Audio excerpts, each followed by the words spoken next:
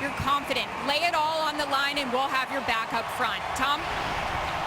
All righty, Aaron. Well, we're going to watch it all day long. Now, the Packers won the toss. They deferred to getting the football in the second half, so we're going to see that man right from the get-go. What an extraordinary year. What an extraordinary career it is for the 27-year-old Foley, Alabama native Julio Jones. Already one game this year. Incredibly over 300 receiving yards in one game. You look at it, just 7 weeks into the season, the guy is approaching and could get it here this afternoon, 1,000 yards receiving on the year. He's had a great start. Not many teams can go against him and say that they've done a good job. Eric Weems started his career with the Falcons, left for a short while. He's back.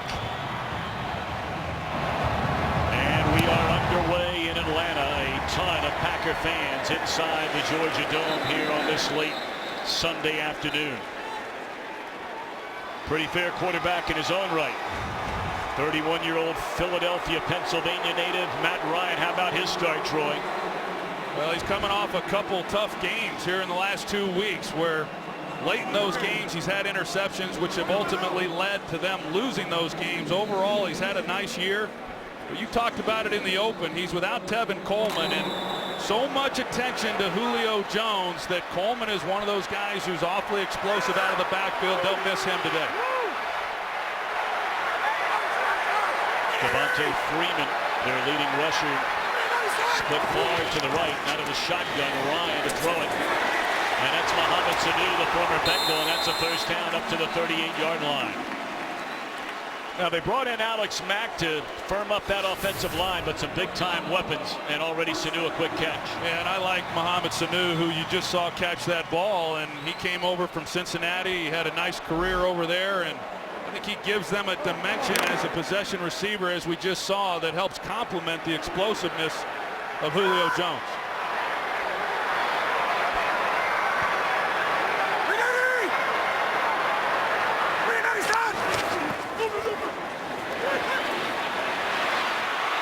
Going to run it, and he will slide up to the 49-yard line, very close to another first down, depending on where they spot it. Well, you can bet that the Green Bay Packers are going to pull a lot of attention over to number 11. That's Julio Jones. That's the guy they have to stop in this passing attack. And Matt Ryan, who doesn't run a lot, but when it opens up, he takes it and picks up a nice gain. Fractionally enough for the first down. So a gain of 10 on the Ryan run.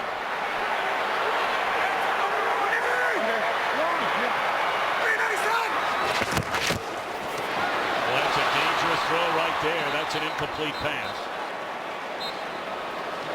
Nearly knocked down. Now this Packer defense, you said it, Troy, you know, they're great against the run with Daniels and company. The secondary's a big question. Well, that is the question, because Mike Daniels, I think he's having a great year, but how much is Atlanta going to try to run the football with a depleted secondary? And right now they've come out throwing the football, and I'm not surprised by that.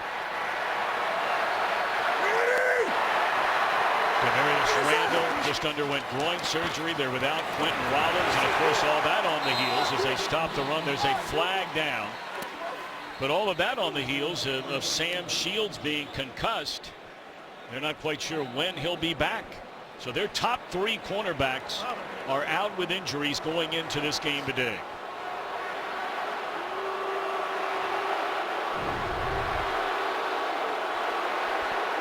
It's going to be against Atlanta, so they're asking Mike McCarthy, all right, what do you want to do? You just stopped him for no gain on first down. Illegal formation offense. Number 18 was covering number 80. That's a 5-yard penalty. It's still second down. I tell you, this is not a good start here for Atlanta on the opening possession to have a penalty like that. This is a team that last week had 4 false start penalties playing at home, and pre-snap penalties just kill you. Look at some of the names missing today, including that man, Clay Matthews. Shields, we talked about, Rollins and Randall. They're already down of Montgomery. Been ill the entire week. Randall Cobb. We were very surprised by that decision when we got to the stadium today. Across the middle, and that's Sanu again. He's short of a first down, but they got a big chunk of it back Clinton Dix on the tackle. And there's a flag right in front of the Green Bay sideline, far side of the field. Well, it looked like there was some movement prior to the snap. And illegal formation. Number 77 of the offense was on the end of the line of scrimmage, uncovered.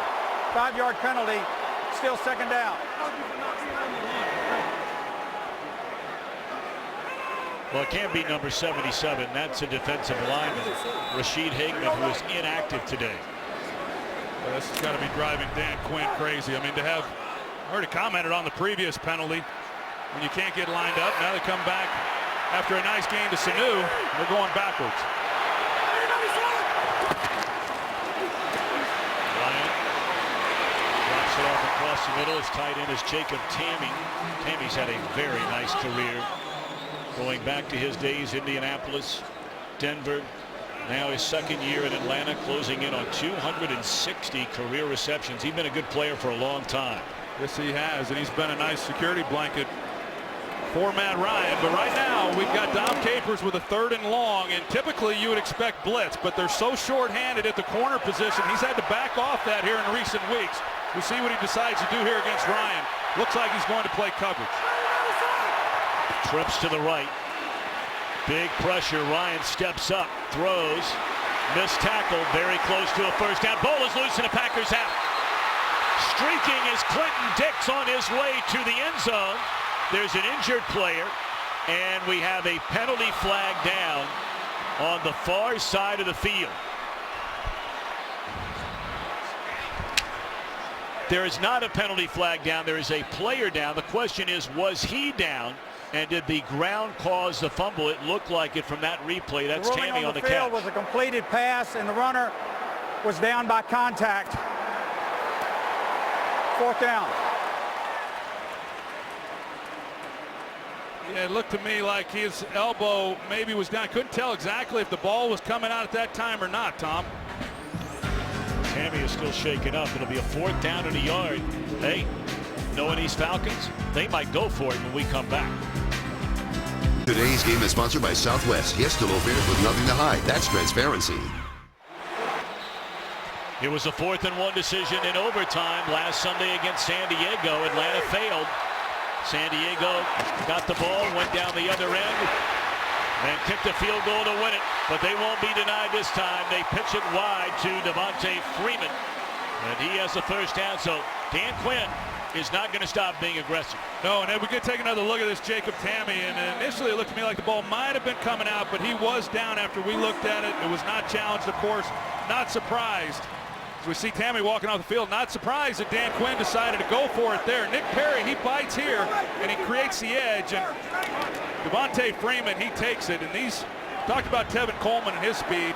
He's not playing today, but Devontae Freeman, he's got great speed as well. 7th play in the drive. They'll turn around and hand it off to Teron Ward. Now, Ward is in his 2nd year. He's not been active until today this season. Last year as a reserve, got 29 carries, caught 9 passes out of the backfield, but they like this 2nd-year player. Well, they like him. He was in the offense last year. He got some limited playing time, so they bring him up, and you know, they're not afraid to get him in the game, as we saw. Talking with Kyle Shanahan, he said, hey, he's not going to wow anybody, but he's going to get to the right hole and be in the right place, and just knowing that goes a long way. They got a 3-yard gain and Freeman back in. But I'm not surprised Dan Quinn went for it on 4th down. He almost had to after going for it in overtime last week. The ball batted down at the line of scrimmage. Let's go downstairs and check in with Aaron on Jacob Tamme. Well, Troy mentioned Tamme walking off the field, going back into the locker room. They're calling him questionable to return with a shoulder injury. He's going to get x-rays right now, guys. All right, Aaron, thank you very much. All these offensive weapons on both teams, and that would be another if Tamme is unable to return. 3rd down and 7.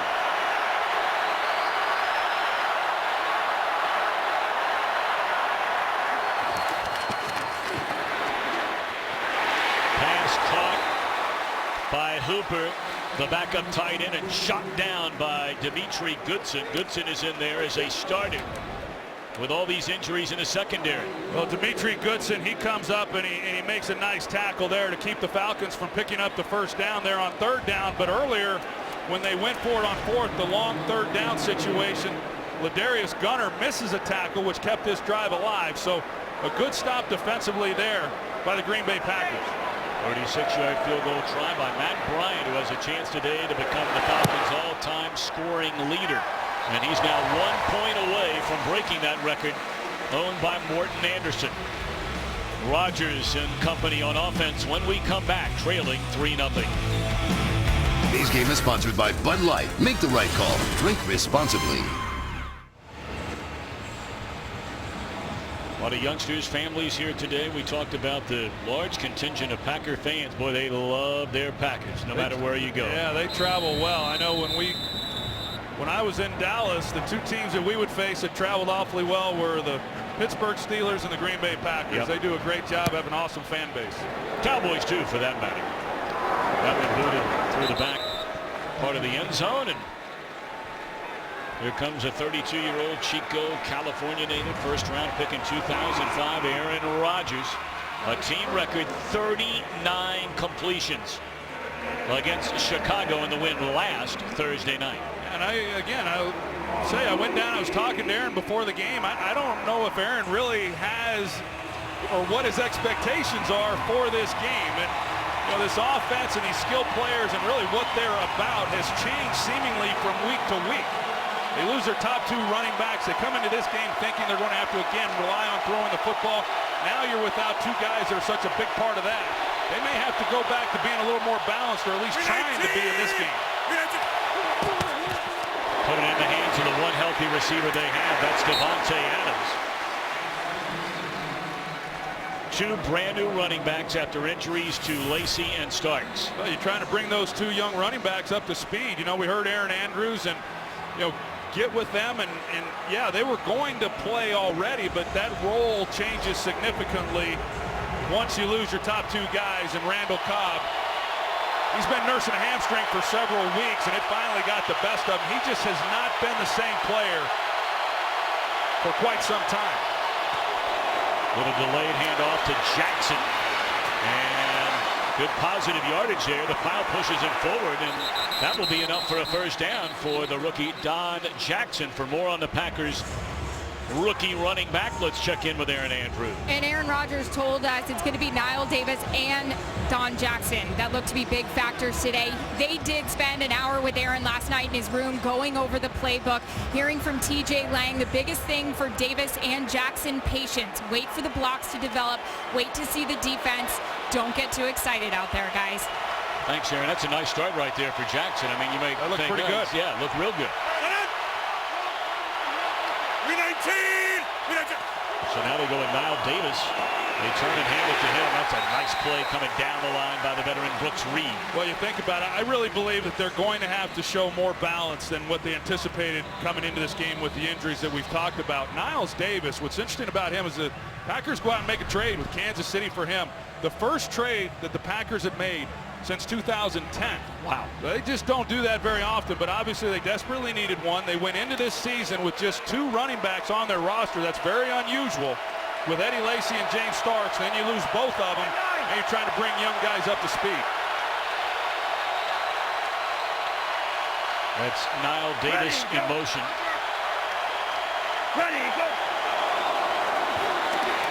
Good protection. And down the middle of the field, and there's Jordy Nelson. He's inside the 20 and run out of bounds inside the 10. Nelson trying to shake off the rust from that injury a season ago. He started this year very well, has been very quiet until now. He starts on the left side, but he runs a deep crossing route to the opposite flag, and this is a defense that has given up a lot of big plays in the passing game in their zone schemes. You see Keanu Neal, who he doesn't anticipate that Jordy Nelson's going to keep going. He gets by him, the hole in the zone. Rodgers takes a hit late, but that ball was thrown right on the money in stride. And we haven't seen a play like that from this offense in quite some time. You are not lying. You took the words right out of my mouth. They have been few and far between. Jackson cuts it back to the inside, picks up maybe two.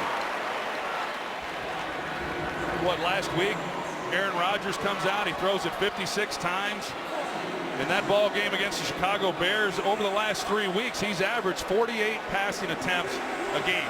And they've had to do what they've had to do in order to try to move the football, and it looked coming into this game it was going to be much of the same. I know when visiting with Mike McCarthy, he anticipated 40 to 45 throws in this game, but I think with those young backs, especially some of the runs we've already seen, I'd see if maybe you can't get the running game going. This offensive line, great pass protectors, but they move people out in the run game too. Well, they have Devontae Adams in the backfield right now.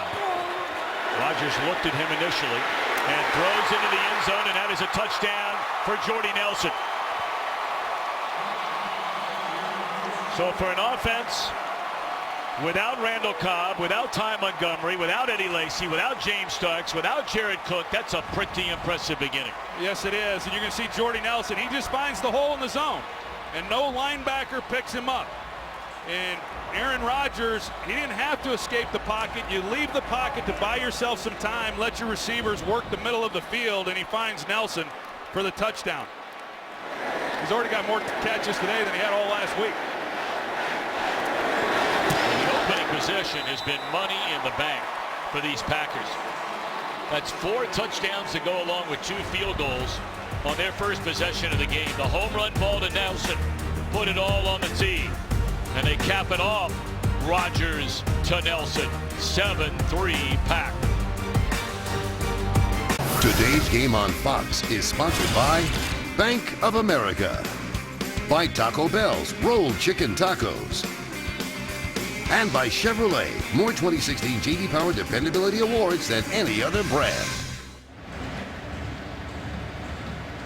Well, the last time these two teams got together, it was a wild one up at Lambeau Field. There you see that drive took just 6 plays, 75 yards, 58 of it on the pass to Nelson. Well, when you talk about the Packers and them not scoring a lot of points, you know, on average, it's because they haven't had a lot of big plays. They get a big play, they come away with a touchdown. Weaves off one bounce. Still on his feet. And returns it close to the 30-yard line. America's game of the week off to a quick start. Rodgers leads the Packers on a touchdown to Nelson. Falcons D looking for answers early on. Atlanta's second possession on offense. First drive stalled inside the 15 and led to a Matt Bryant field goal. So Matt Bryant on first down, crossing pattern, first catch of the afternoon for Julio Jones. Let's go back to that long one to Jordy Nelson. Well, here's Ricardo Allen. They're going to run Jordy Nelson on the deep crosser, and then they bring him up on the dig route, and it puts Ricardo Allen in a real tough position because he's got to play the deepest guy. He just doesn't know initially who exactly that's going to be, anticipating 2 verticals up the seam. That's how Jordy Nelson gets open, and then here's the touchdown. And like I said, Jordy Nelson just 1 reception in that win against the Bears last week, but he has a nice start to this game with a big play that helps set up that touchdown to himself. Jones a gain of 11 on first down. They go back to Jones again, and he shakes a couple of tacklers, and he has another first down into Packer territory to the 47. Able to slip away from the rookie linebacker Blake Martinez. Well, this Julio Jones, I said it coming into the game, I think he's the best in football, and he's got unbelievable strength and speed. There's nothing that he can't do. And the thing that I like the most in visiting with Matt Ryan about him, just as far as the type of guy he is, he says that he's the most unselfish player that he's been around. You don't hear that very often about a lot of superstars in this league. Especially wide receiver. You played with some of them, didn't you? I know! Great protection. Looking down the field in the end zone, and it is a touchdown! Taylor Gabriel. 47 yards. How about that?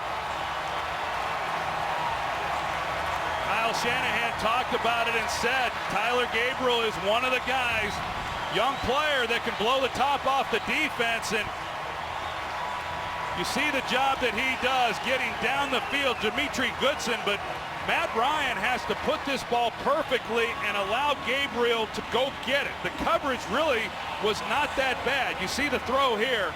from Matt Ryan, and he has to split the two defenders. He makes a perfect throw, beating the ball with Clinton Dix.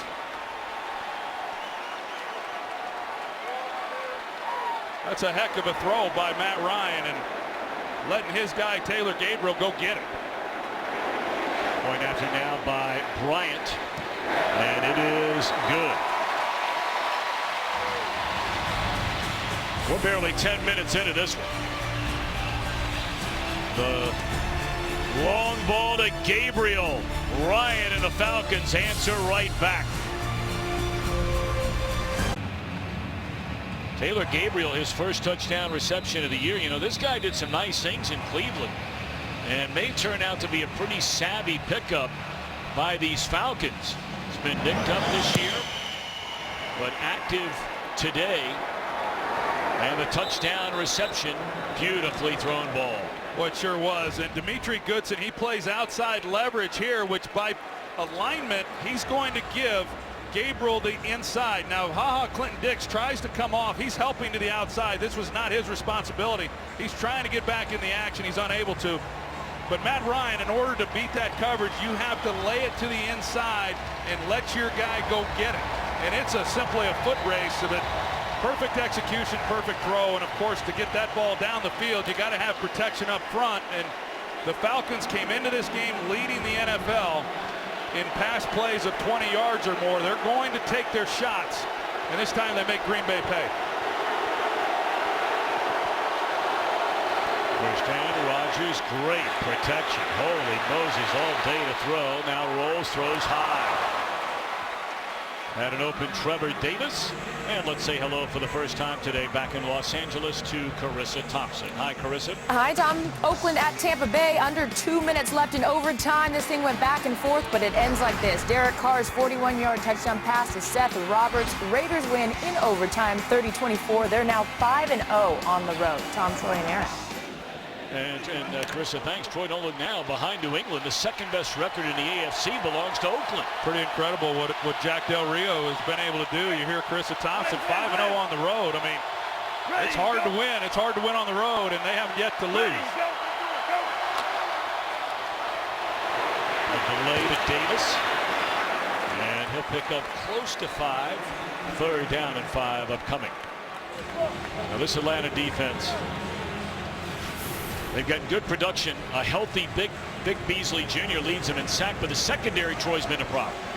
Yeah, they've given up big plays, and I think they've got good players in the secondary. I think they got good corners. I think they've got good safeties. They're young guys, as we know. Really, this defense, they play a lot of zone coverage, and when your linebackers are as young as the Falcons are, sometimes you leave some holes within those zones, and teams have been able to exploit that, and we saw that already. You know, with the Green Bay Packers doing it, but they'll continue to get better as they move through the year. Third down. Boy, that's a beautiful throw right there, and that's already the third catch of the afternoon for Jordy Nelson. Now we were in Green Bay a couple of weeks ago. Rodgers wasn't throwing the ball like he's throwing it at least in the first quarter today. No, he's turning it loose, and we saw him miss the ball high when he scrambled a play ago, but this was money again right on the sidelines. And you know, I think, as I said about Aaron Rodgers, that you get into games like this and you're without your top guys, and you know, sometimes your best games come when you least expect them, and so far here today, that's been true of Aaron Rodgers. He's off to a great start. 319. Play action. And there's another bullet to Adams right at midfield, and that's another Green Bay first down. Yeah, and that ball was cut loose, and that's the one thing I think that people, when they've watched this passing attack, the ball just has not come out as quickly as what we've seen in years past. But you know, that time Rodgers hits his back foot and he lets it fly. And I can tell you right now, with the start that he has had, he's feeling pretty good about the way this game has begun. Ready, go, go.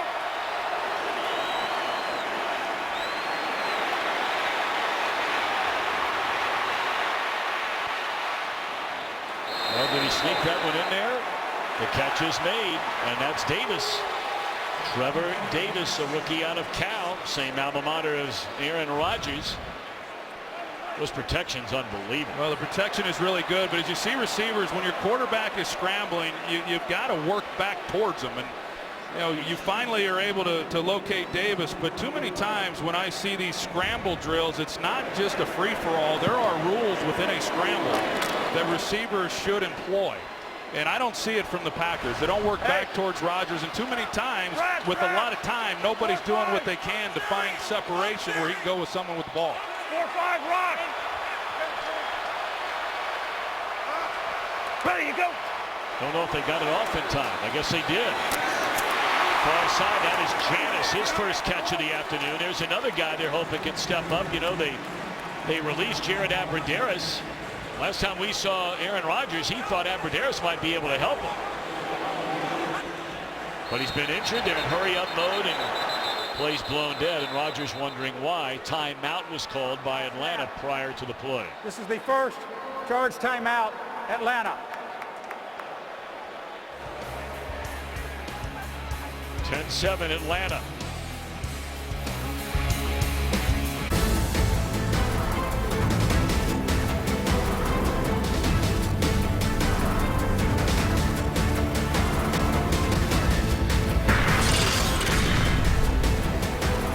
Welcome back to America's Game of the Week here on Fox. Derek Carr leading the Raiders to a 6-2 mark. Tom Brady, wow, just running it up on Rex Ryan and the Bills, and over 500 passing yards for Cousins in a tie over in London for the Redskins and Bengals. Yeah, another missed field goal that would have won the game, and we saw a lot of that. Oh boy. Seattle and Arizona could talk to that after last Sunday's matchup. A lot of missed kicks here this past week. Go, go. Seventh play of the drive. Rodgers, a shovel pass, and there's a penalty flag down. That's Devondre Campbell, the rookie linebacker out of Minnesota. Holding, number 69, offense. 10-yard penalty. Still first down. Well, that's left tackle David Bakhtiari, but here's Devondre Campbell, and you see he's got great speed. Really, both these rookie linebackers that they drafted this year have great speed, hard to outflank him. It was a screen the entire way. You see the hold there by Bakhtiari. But this defense for Atlanta, 6 guys, 6 starters of the 11 first or second year players. And it was a defense that in 2014, the year before Dan Quinn got named the head coach, his worst defense in football. So last year they got it back to respectability. They've had some growing pains this year, but he is slowly getting the personnel that he wants. He wants fast, flowing defenders that play physical and aggressive, and slowly but surely he's getting those guys in here. Ready, go, go. Another pre-snap penalty. This one will be on the other tackle, Balaga. Full start, number 75, offense. You know, the other part of that, penalty, Troy, still second down. not only all the changes and all the youth, but you go back to Devondre Campbell, rookie. Middle linebacker Deion Jones, rookie. All these guys have missed playing time as well with injury, so there's been very little time where everybody's been together, which is why Dan Quinn at least said to us, he believes they will move in the direction you're talking about. And the injuries to those linebackers is why they've had to play, so much zone coverage, and why they've had some of the holes that they've had. Adams inside the 30, and another big play for an offense that those have been few and far between this year. Boy, Adams really playing well. Well, he starts in the backfield, so now they've got Devontae Adams playing the position that we've seen from Ty Montgomery. A missed tackle there, and it allows Adams then, as you see Keanu Neal, he's one of those physical young players. He just does not take a good angle, and he gets beaten. It ends up being a big play for Green Bay. Ready, go.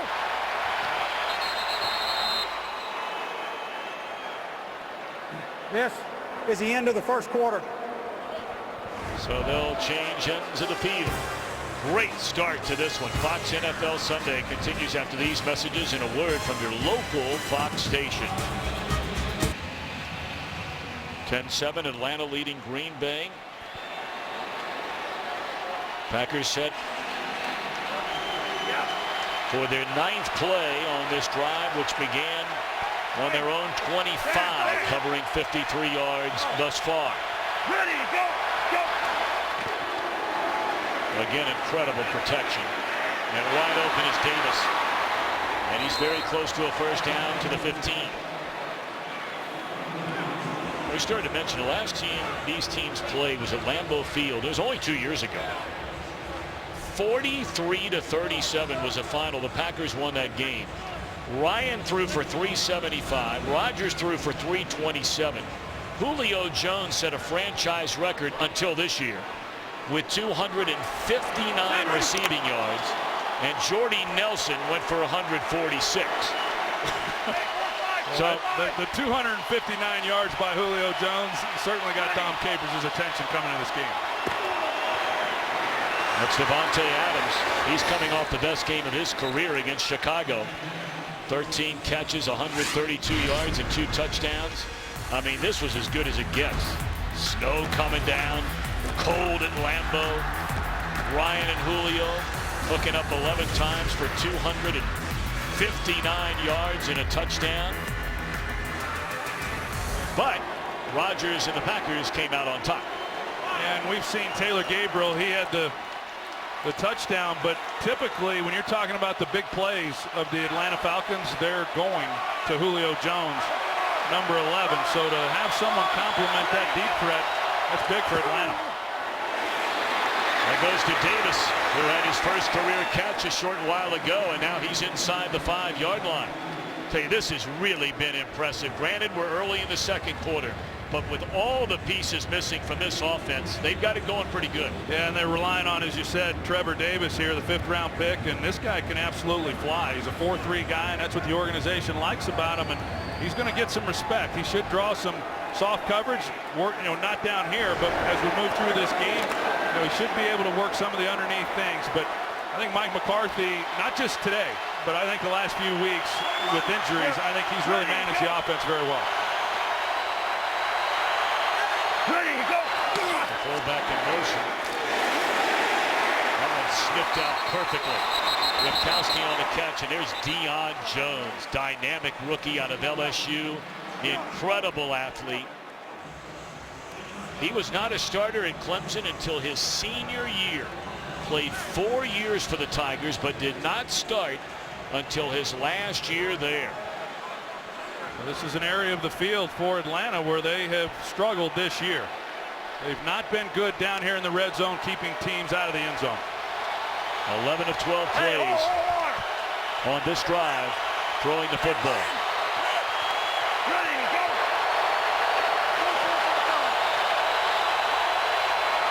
Ready, go.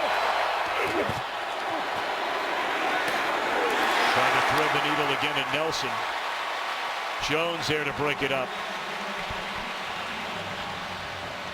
One of the real nice moments in this season. Let's go back to this play a minute ago. He's just trying to uncover Nelson with the ball, and good coverage underneath from the linebacker talked about earlier, Deion Jones. Well, Jones, a young fellow, grew up in New Orleans, and his family was forced to move after Katrina earlier this year when they played in New Orleans. He had a touchdown on a 90-yard interception return in front of friends and family. 3rd and goal, and Rodgers throws to the end zone, and that is a touchdown. Geronimo Allison just brought up after a great preseason. They had to turn him loose. They activate him this week off the practice squad, and Geronimo indeed. Well, credit Aaron Rodgers for keeping the play alive. He's able to move up in the pocket and then slide, and Geronimo uncovers himself. You talked about it coming out of camp. They kept 7 wide receivers. He was the 8th, and so he got released. He got signed this week to replace Aberderis. He just got himself a touchdown. Oh, can you imagine? Can you hear Packer fans? What a great name, Geronimo. Today's game on Fox is sponsored by Nissan. Innovation that excites. by the Blue Cash Everyday Card from American Express. And by the new Bacon King sandwich, only at Burger King. The Jimmy Carter Presidential Library and Museum, located right around 2 miles from downtown Atlanta.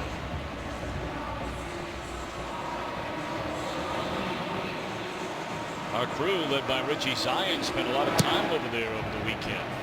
Said it was great. Put it through the back of the end zone. There's a penalty flag down. I think it's offsides against a kicking team. Looked like somebody started too early.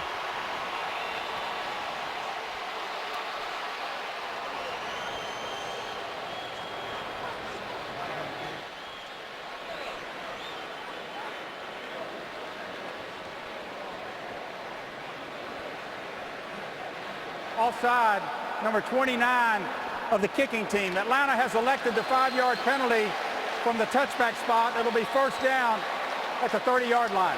That's the backup running back, Teron Wood. Well, we'll go back and take a look at it, and good protection as Rodgers steps up and slides, and Geronimo Allison opens up inside.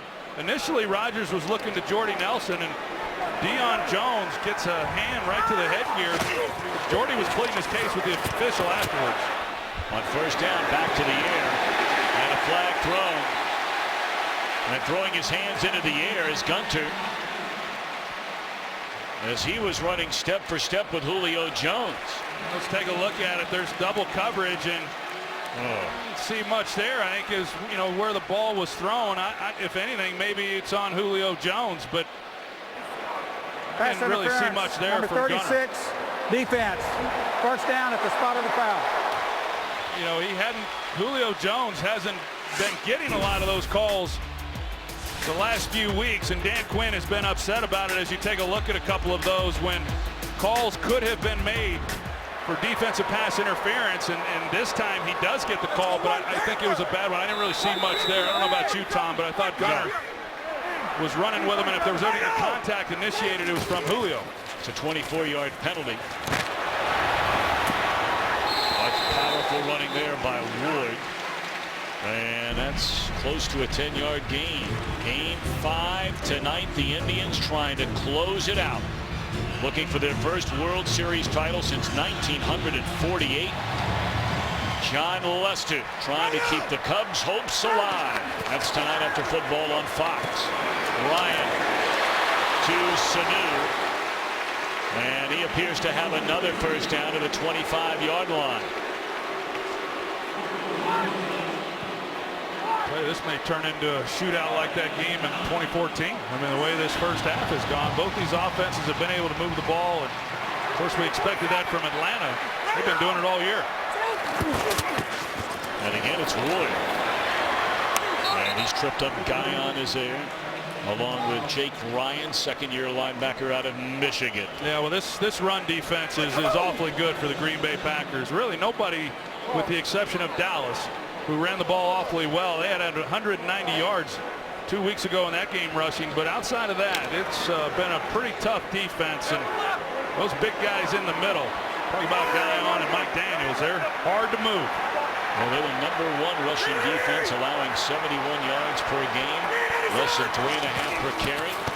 They'll try and run it again, little delay to Freeman, and again there's that Packer run stingy swarming defense led by Ryan and Micah Hyde. Yeah, and then let's not forget they're without Clay Matthews too, and one of the reasons they've been so good in run defense is they do a good job setting the edge. Now this time you're able to see him get out on the edge. Freeman's able to, but the pursuit inside out from this Packers defense is exceptional. The effort that you see from them is incredible each week, and there's Clay Matthews, who he's been battling hamstring issues really pretty much throughout his career, but they desperately miss him, no question. Of course, he'd had a chance to play against his cousin today. The left tackle of the Falcons is Jake Matthews. So third down. Ryan steps up. That's Jones, and that's excellent coverage and an excellent tackle made by Ladarius Gunter. So out comes the field goal unit. You know, it looked like Gunner may have gotten away with a little something there, or the tug on the jersey, and so they gave Julio one, and then they didn't catch him on that one, so evened up the score. But the Packers now a couple different times on these possessions have gotten the Falcons into 3rd and long, and Dom Capers has played coverage, and they've made key stops and enforced Matt Bryant on the field for a field goal. Bryant now the all-time Falcons leader in points scored. Today has passed Morton Anderson, and this one from 40 out is right down the middle. Both quarterbacks off to spectacular starts so far today. Yeah, this has been a good start for both of those guys, and as we talked about with Matt Ryan, you kind of expected that, right, against this defense and their secondary and having to rely on their 4th and 5th corners.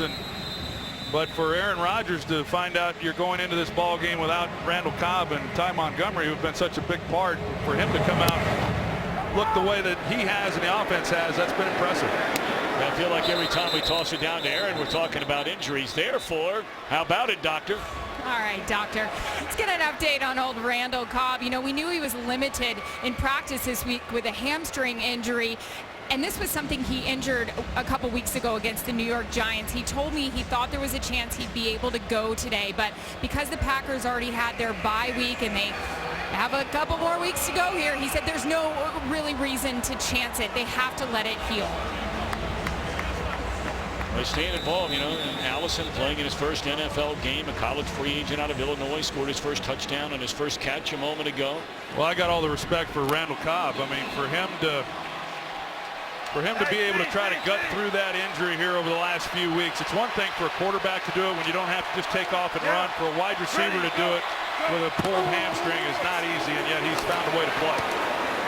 Don Jackson, and the file pushes him forward up to the 28-yard line. Jonathan Babineau in on the tackle. You know, but you could tell watching him, you know, in the games that he just wasn't the same. He wasn't as explosive. He didn't have the cuts and the quickness that you're accustomed to seeing. And so I think the Packers, and all these games are important, but he has to get healthy because he's such a big part of what they do, and he's a dynamic player when he is healthy. Well, you know, his last 3 games, he has 27 catches. Coming off a spectacular game against Chicago, 11 grabs, 95 yards. Packers in that game had 3 different players with 10 or more receptions. Rodgers cuts it loose and just out of the reach of Jordy Nelson. Well, we talked about the job that Mike McCarthy has had to do here in the last few weeks with so many injuries. And in this game, you know, we've seen Ty Montgomery and Randall Cobb in that backfield position today. We just saw in that last play Richard Rodgers, he starts in the backfield. Prior to that, Devontae Adams. So they have come out with 4 wide receivers, 1 tight end, 5 wide receivers, and no backs, and they've employed the players in those positions in the backfield like they have. Richard Rodgers is the one back here now, but he's pulling out everything to try to give this offense a chance. Packers 2 of 2 on 3rd down so far. Rodgers flushed out, keeps the play alive, but now he's down at the 19. That is Vic Beasley Jr. 7.5 sacks for the #1 pick a year ago. Courtney Upshaw forced Rodgers right back into Beasley. Yeah, he's the one who got the inside pressure because had Rodgers had time in the pocket to step up, he's got an open man. I believe it was Jordy Nelson who's walking across the middle, but Upshaw gets a direct path, and Aaron Rodgers had no opportunity.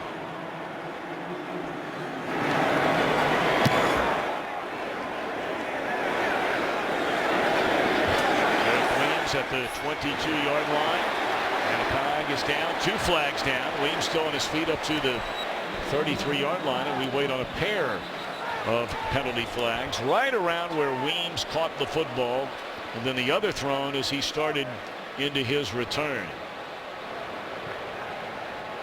We were talking about Vic Beasley Jr., and you made the comment, I had a great article about him in the paper today. You said you're a big fan of his all of a sudden. Well, I already was, but a bigger fan now. Hey, the guy likes country music. What can I say? On the team, both by the receiving team. Holding number 29 of the receiving team. That penalty is declined. Holding during the return, number 36 of the receiving team. 10-yard penalty from the end of the run, end of the spot of the foul, first down. Well, there's one of them. And then there's the other one. And there's Beasley trying to get up. And Rodgers didn't like that. Didn't look like very much.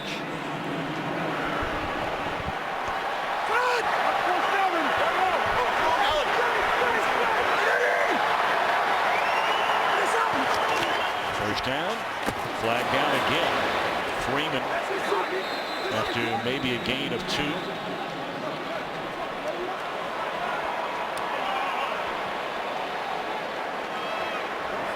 Illegal formation. Well, these Offense, penalties. number 11 is covering number 80. It's a 5-yard penalty. It's still first down. Let's send it back to Los Angeles and check in with Kurt Menefee. All right, a costly interception in many ways. San Diego's Phillip Rivers picked off by Denver's Bradley Roby. He returns it 49 yards for the pick 6. Denver leads at 10-7, but on the return on the sideline, defensive coordinator Wade Phillips was run over. Looks like a nasty-looking leg injury. He's out of the game. We'll update you during the Visa halftime. Tom? We certainly hope he's okay. One of the real good guys for a long, long time in the NFL, Wade Phillips.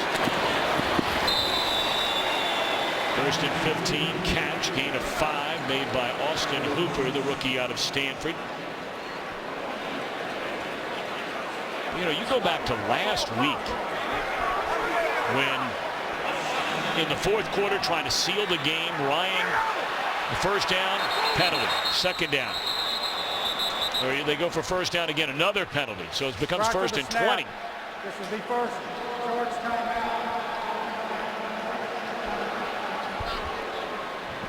And ultimately, it turns out that, you know, Matt Ryan threw the penalty, and Troy, when you're in the huddle and you're getting the penalties over and over and over, pre-snap penalties oftentimes from your offensive line, what do you say? Well, I can't say what I would have said. It's completely unacceptable. You can't have it. I mean, it's one thing if you have holding penalties and you know, effort penalties, but when you can't get lined up or you have false starts, it's a lack of concentration. It's not knowing your assignments and just not really paying attention, and that's what losing football is about. This is a team that has lost the last 2 games. The Atlanta Falcons, one of the reasons they lost last week's game was because they had some false starts like you talked about, and it forced Matt Ryan to try to force a throw. He misses a guy, it's intercepted, and then San Diego wins the game, and here they are back up once again on second and long.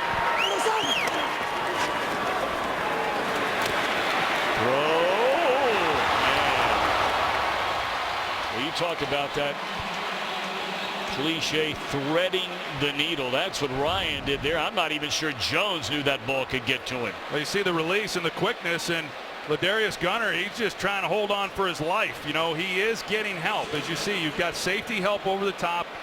Julio Jones he sees that every week. He's going to see it again every snap here today, and he's a guy who takes some punishment, and he's so physical that sometimes his own body can't even withstand what he puts it through. But what a great player he is. Falcons gave up a lot to get him in that draft, but he's lived up to it.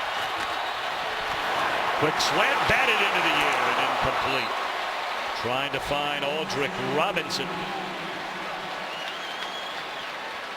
So a good defensive stand there by the Green Bay Packers, aided by a pair of penalties by the Atlanta Falcons, and very slowly walking around on that sideline is their great star, Julio Jones. Well, he's on the injury report just about every week, and you know, they got to do what they can to manage him and get him to Sundays, and not always easy to do, but he's a gamer. This one blasted by Matt Lasher. Trevor Davis, he's across the 50, and Davis down the sideline, cuts it back to the inside, and finally tackled at the 15-yard line. No penalty flags on the field. Well, you talk about a way to jump onto the active roster. Davis already a pair of catches, and now this huge return of 55. Well, he talked about his speed just a little bit earlier. He just flat runs away from people. He's catching it at a dead stop. Guys have runs at him and poor angles, and he's able to flip the field position on them. And here's a look at Julio Jones. You know, maybe why he's over on the sidelines. As you see, he's hobbled. That ankle, that left ankle, got rolled up underneath him as he was going to the ground. That return by Davis was as long as the Falcons punt return team had surrendered collectively. Every punt return against them all year. Rodgers had his receiver fall down. Nelson double team in the back of the end zone. I mean, the Falcons punt coverage team had been the best in the league before that one from Davis, and they continue to look at Jones. Well, that sure helps out your offense, you know, for the Packers when you're able to get returns like that. And like I said earlier as well, this defense has had some problems down here in the red zone, being able to keep teams out of the end zone. Play clock at 11. Ready, go. Ready, go. Empty backfield on second down. Pocket collapses and Rodgers will run it. Flag down. And he's still on his feet. Wrapped up by Jones, a middle linebacker. But we wait on the penalty. Based on Aaron Rodgers, sounds like he's saying that there was defensive holding on the play. There's a lot of jawing going down there too. And Rodgers right in the middle of all of them. Yeah, Rodgers can outrun a lot of people, but he ain't going to outrun The Deion quarterback Jones. was in the pocket, holding number 34 defense. It's a 5-yard penalty from the end of the run. First down. That's a rookie who's playing regularly out of Florida, Brian Poole. Yeah, he's right here on the slot. He's the nickel corner, and he got his right arm up around Jordy Nelson's neck. I think it was a good call, and here's the stiff arm by Aaron Rodgers, but he doesn't get much out of that game. Deion Jones, as we spoke about, he can flat out run. 5:10 to go until halftime. Packers looking to add to a 14-13 lead. First and goal to 7. Adams looking for a block and loses the football. And it looked like it went out of bounds before the Falcons had the ball. And I think Green Bay's going to get it back. Well, the whistle was blown with no one maintaining possession, so it sure sounded like the ball's going to be ruled out of bounds and maintained possession by the Packers. The defensive player was out of bounds when the ball was touched. It makes the ball out of bounds. It's second down, Green Bay. How about that? Yeah, right there at the end, you're going to see exactly who that was. Right there. That's Robinson Therese, who tried to get to it before coming down out of bounds. So Hey, Don, 4-5. the fumble was caused at the 3, but it went out of bounds at the 9. So that's where the Packers have it. Second and goal. Ready, go.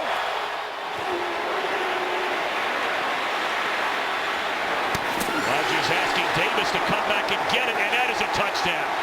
What a throw by Rodgers on the run. He's already had his first catch.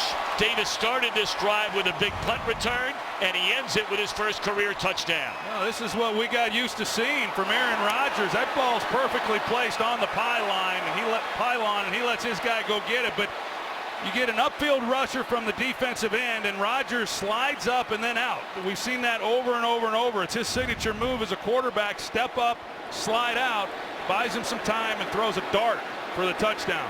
And of course, they're making sure that Davis came down cleanly with the ball. They've already looked at it. Well, he set it up with that return, and he finishes it off. We saw the Packers 2 weeks ago when they were roughed up by Dallas, and Aaron Rodgers did not have a good game. At least through nearly a half today, he has been money in the bank. Today's game is sponsored by Miller Lite, the original light beer. Well, what a start to this one for Aaron Rodgers and the Green Bay Packers. Missing just huge, important parts of their offense. Randall Cobb, Ty Montgomery, their tight end, Jared Cook. both running backs. But the big story right now is when we come back, is Julio Jones able to come back into the game? We'll let you know in just a moment.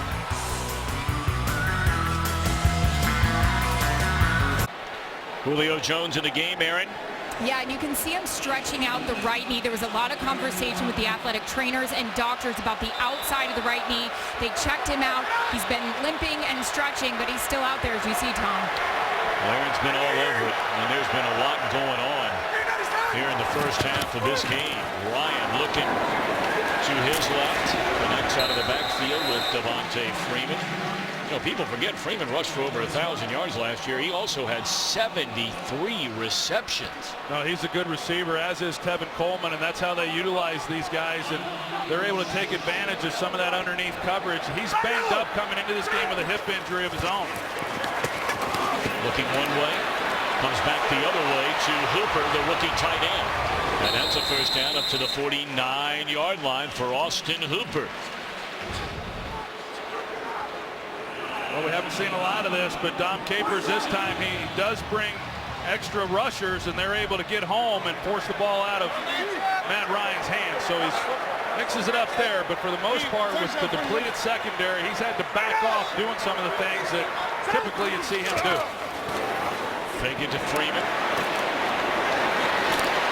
And that is read beautifully by Jake Ryan, as he stayed with Hooper all along, and there's a penalty flag on the play. Personal foul, roughing the passer, unnecessary late hit, number 95 defense, 15-yard penalty, first down. That's Dayton Jones, who's coming off his most active game of the year against Chicago. Silly. Yeah, I couldn't tell if it was really too, you know, he drops the crown of his helmet, but I didn't see real contact from the helmet. It was more shoulder, and I don't know if they're saying that it was just late or that it was more to the head and neck area. I don't know. It didn't look like much to me, but the ball's out. They're going to give the benefit of the doubt to the quarterback.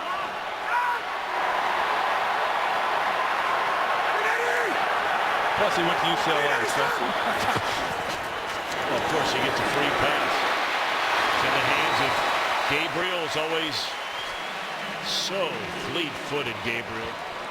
You know, he really didn't have a quarterback to throw him the ball in Cleveland, and he still managed to put together a couple of seasons, you know, 30 to 40 receptions. Well, he has a quarterback that can get him the ball now if he's on the field.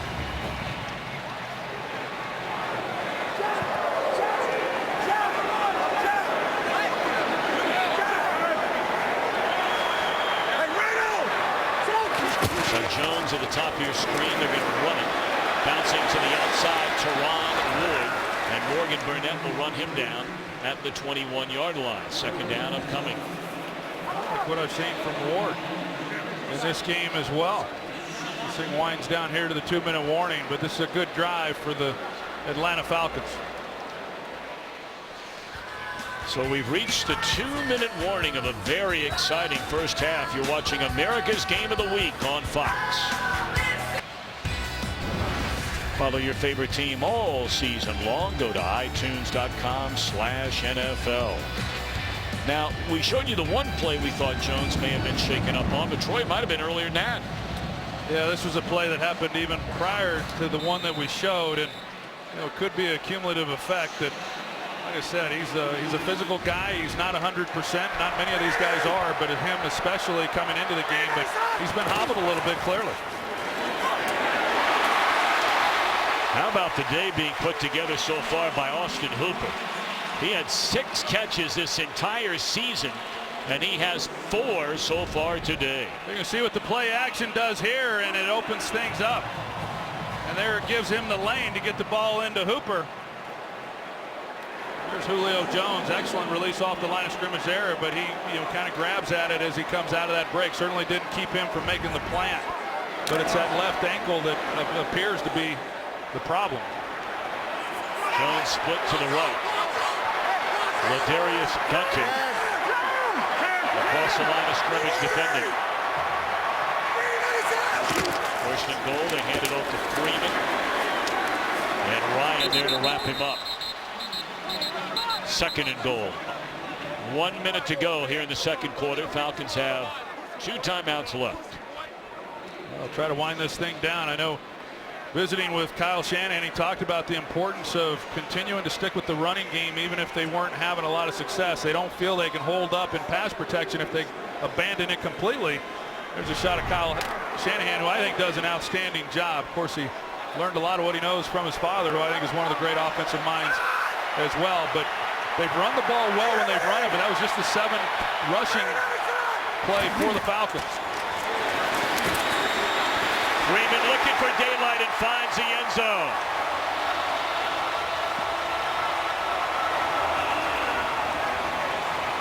That's a beautifully designed play by Shanahan and company, getting into the hands of the playmaker Freeman.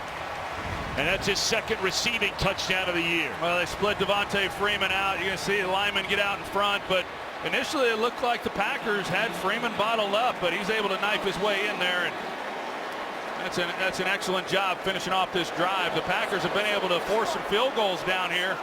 This time the Falcons are able to complete the drive with 6 points. And they're going to go for 2 and try and tie the game up. They are 2 of 2 on 2-point conversion so far this season.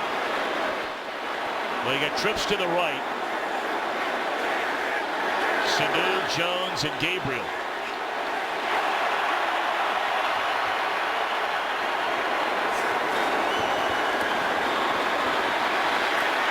And the ball is loose.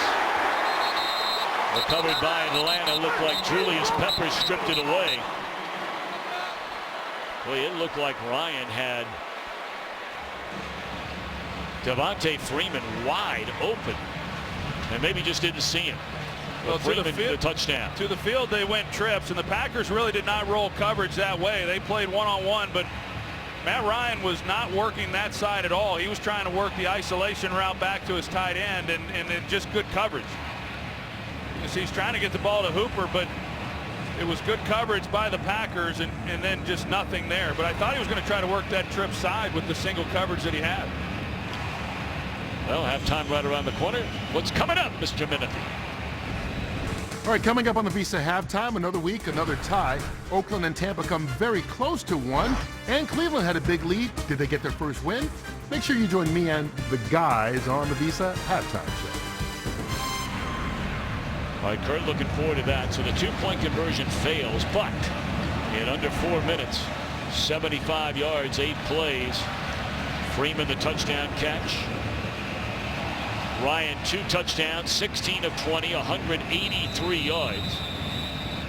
And for Matt Ryan, he came into the game trailing only Drew Brees for the NFL lead in touchdown passes with 16.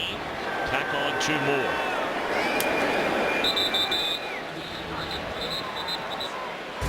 Final round of the FIFA World Cup qualifiers kicks off when bitter rivals, the United States of America, take on Mexico. Coverage begins November 11th, 7 Eastern on FS1, or watch it live on Fox Sports Go.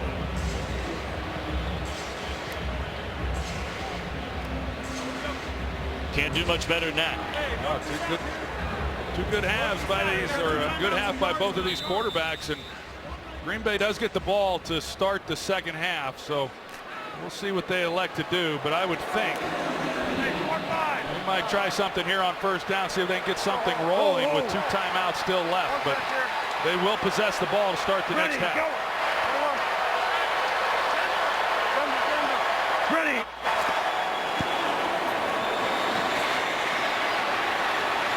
Rodgers going to run it. He's got a lot of room. And he's up to the 50-yard line, and there's 18 seconds left. That's better than a long pass play. That was pretty good. And Atlanta, they go into man coverage, and as I said earlier in this game, they don't run a lot of it. It's a lot of zone coverages that they run, but Rodgers recognizes that all these defensive backs have their back to him, and there's nobody out in front of him, and he takes it. That's his longest run of the year, 23 yards. Mason Crosby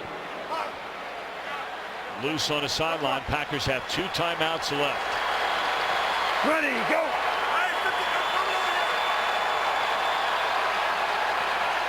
Ready, go. Cross the middle, and it's juggled, and then hanging on is Nelson. They'll call a timeout. Down to the 30-yard line. 8 seconds remain. How about that catch? Stick a fork in it. They rushed 3, and so Rodgers has some time. I couldn't tell if there was a hand on it by Trufant or not. I don't think so. I think he just kind of got up on Jordy Nelson, but he sticks with it. Great concentration, being able to haul it in. If he's able to catch that on the run clean, he had a lot of field out in front of him. All right, Troy, let me ask you now. You have 1 timeout left. You have less than 10 seconds. What are you thinking here right now? Well, you want to try to pick up some more yardage out of this, but you've got a timeout left, so you just got to know Aaron Rodgers, and he does, that the ball's got to come out quick. You can't run around and let the time expire, and if a ball's completed inbounds, the receiver has to know, unless he's going to score a touchdown, he's got to get on the ground and allow you to call the timeout to stop the clock. It'll be about a 49, 50-yard field goal try right now, and they hand it off. And sliding down is Ripkowski, and a flag comes in. Play had been blown dead. Wisely, Ripkowski slides down. They use their final Personal timeout. foul, unnecessary roughness, number 22, defense. After this is to the goal, automatic first down. Now you see Ripkowski, he does go to the ground and he's trying to give himself up, and Keanu Neal, he comes in after the fact, leads with his shoulder to the head, and that's what drew the penalty. I think it's hard on these guys. It's easy in slow motion to point those things out. I think it's really hard on these defenders when they're coming in trying to make stops and a guy decides to slide and give himself up, and I think the penalty was warranted, but I don't think that Keanu Neal came in and was trying to do anything malicious. 29-yard field goal try by Mason Crosby. And on the final play of the opening half, it is good. Thrilling first half here in Atlanta. We're going to send it to Kurt and the gang in Los Angeles. 24-19, Packers in front at halftime. Today's excitement brought to you by the new Nissan Titan.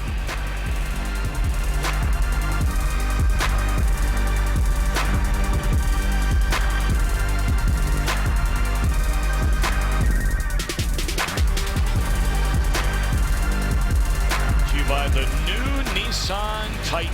Back alongside the Hall of Famer Troy Aikman and Aaron Andrews. Tom Brenneman. Titans at quarterback. 2 of the best, Packers and the Falcons, talking about Aaron Rodgers and Matt Ryan, and especially, not to take anything away from Ryan, but we talked about at the beginning of the game with so many weapons missing, this has been an incredible first half of the Green Bay offense. Well, I don't know what anyone was expecting, but I certainly didn't expect that kind of performance from the Packers offense because of the injuries. Aaron Rodgers found 7 different receivers in that first half, spread it around, got Jordy Nelson involved, big plays down the field, only handed the ball off to a running back on 6 plays. And Aaron Rodgers, who scrambled twice, outrushed all of them combined. So a heck of a first half by the quarterback, who was a little uncertain as to what exactly was going to occur out here without so many of his weapons. But that was a good half for him, and it was a good half also for his counterpart, Matt Ryan. Matt Ryan, 2 touchdown passes. Rodgers, 3 touchdowns. Not a single interception. Out to the 25 comes Rodgers in the pack, and we check in with Aaron. And I have to be honest, with all these injuries, I haven't seen Green Bay happy in quite this time as they left the field. Aaron Rodgers was pumped up. Mike McCarthy was smiling. He said he was very happy with the way the offense spread out the field. Loved the protection by the offensive line, but said we have got to run the ball here in the second half. Dan Quinn defensively told me, with Aaron Rodgers feeling this good and looking this hot out there on the field, he said we have got to get some turnovers. All right, Aaron, thank you so much. Those are the numbers on Rodgers.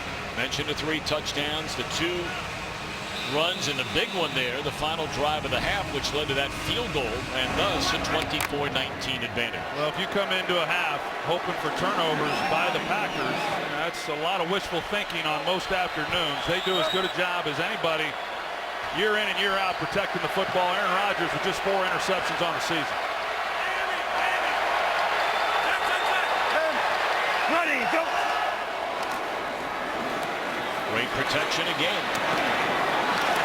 Outstanding coverage by Robert Alford on Jordy Nelson. Alford is just a spectacular athlete. 4.3 40, has a vertical leap of better than 41 inches. And talk about strong at the combine. I mean, for a guy that weighs 185 pounds, he ripped off 17 reps of 225 pounds on the bench press. Well, they drafted those two corners back in 2013.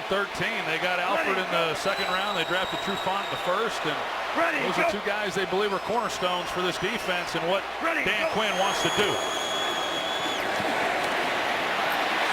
Big chase, Rodgers, and he dives forward after a pump fake. Short of a first down, depending on where they will spot it. Looks like the 33, so they'll be 2 short of a first down. Third down coming up. Well, you see Aaron Rodgers once again taking off running, and as I said, he outrushed all the running backs combined. And Mike McCarthy said that they have to run the ball. Well, part of that's calling running plays because they only had 6 of them there in the first half. Well, they're going with Niles Davis and Don Jackson.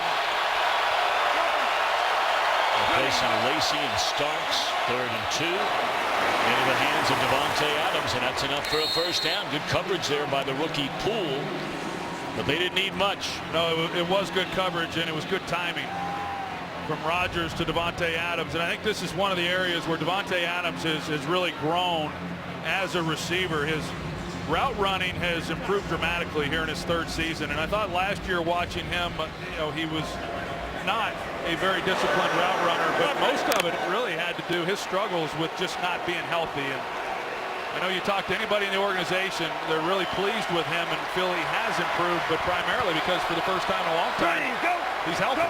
He had the concussion against Dallas, but he came back in a big game against Chicago, and that's Ripkowski, so they call a running play. And the big fella who only has, 2 carries today, that gives him 8 all year. That's a 12-yard gain. Yeah, Ripkowski out of the University of Oklahoma, and I was speaking earlier about the fact they broke camp and they only had 2 running backs on their roster, and that being Eddie Lacy and James Starks. As they like what's happening over there with Ripkowski, but he's a guy, as we saw, who he's capable. He doesn't get many opportunities, but he's capable of running the football a little bit like what John Kuhn was. In fact, Ripkowski beats Kuhn out for the roster spot, but Kuhn was that type of guy too, very versatile. Ready, go!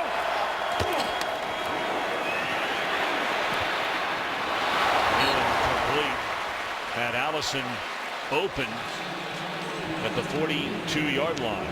A rare miss on a passing attempt today by Rodgers. 2nd and 10. Yeah, under pressure, and Dan Quinn trying to shore up that outside pass rush and just not allow Rodgers to escape the pocket throughout the first half. And now on that play also, he's able to escape, and it puts that defensive back in a really tough position to stay on their guys with all the zone coverage that they run. They have protected Rodgers very well. Been sacked 1 time.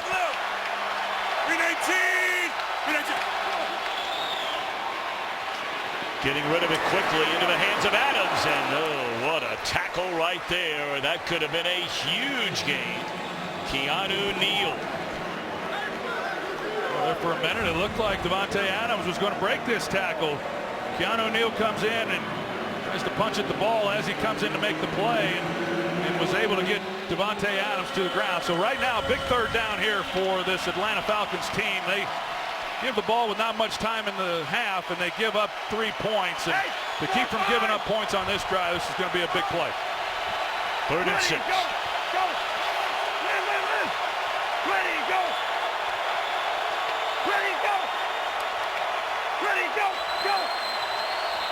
Try to get him on a hard count. Yeah, it was a good job by Rodgers. A lot of times when you're on the road, especially in a dome, you can't use the hard count, but we heard Rodgers use it. Today's game is sponsored by Southwest. Yes to low fares with nothing to hide. That's transparency. By the all-new 2017 Ford Super Duty. This is the next level. And by Fantastic Beasts and where to find them. Explore a whole new era of the Wizarding World November 18th. Coming up tonight, Game 5. Cubs on the ropes. Trailing 3-1, but they'll hand it to John Lester. Lester did not have a good start, his only start in this year's World Series, but through his career, he has been an outstanding postseason pitcher. They need him tonight. Dwight Freeney into the game on his 3rd down and 6, trying to get to Rogers. And they get to Rogers. Adrian Claiborne, the former #1 pick of Tampa Bay. He is healthy again, and Dan Quinn says keep an eye on this guy. Yeah, Quinn dials it up. He brings the pressure, and there's a crosser that comes in front of Rogers, he's got a chance if Rogers gets it out to him quickly. But instead, he hangs on to it, and the pocket collapses. You see Rogers was expecting a hold to be called, but that's a great stop defensively by the Falcons. Went by Jacob Shum, who's come under a lot of fire in this his first season. They can't find the ball. There's a missed chance right there by Janis. They should have been pinned inside the 5. So Julio Jones, they worked on him at halftime. He's taken some hard falls, awkward falls in the game so far today. And we'll see what he has in the tank, Troy Aikman, for this second half. Well, they've gotten the big play, of course, down the field from Taylor Gabriel, but this defense focused on Julio Jones coming in, know that they've got to be able to control him within that passing game, and they've done that. He had 3 catches, 29 yards there in that first half. So Green Bay's got to be pleased with how they've been able to handle him. Now they know what Gabriel's capable of doing with the speed that he has. They still got to minimize these big plays.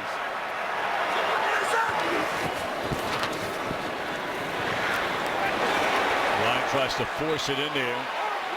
And broken up by Blake Martinez, a rookie starting linebacker out of Stanford. He's been a good addition to this defense. I know I was talking to Mike Daniels down there on the field before the game, and this run defense, when Clay Matthews is playing and Nick Perry was having a great year, and then the 2 big guys inside, but he really feels that the difference in their defense this year against the run has been the contributions by Blake Martinez. So that's high praise for the rookie linebacker.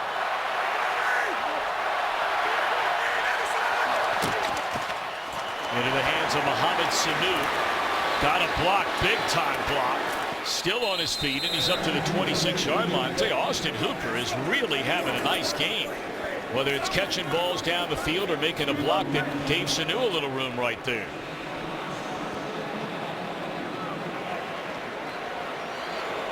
He's played in every game this year, but has not been as featured as he is today. Yeah, Hooper, one of those young players that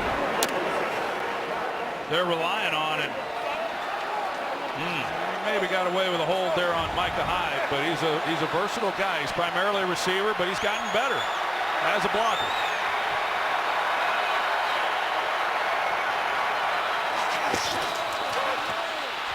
Flag comes down, ball is stripped away. It looked like Dayton Jones, who had that penalty earlier in the game, knocked it out of the hands of Ryan. It's recovered by Atlanta, but I think, well, we do have a flag, and Jones may have started too soon. It looked to me like he did, and they're going to get together and talk about it, but it sure looked to me like Jones was early.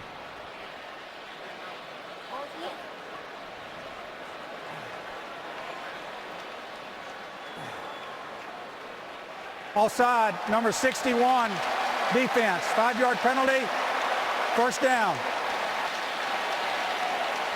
Well, it's not number 61.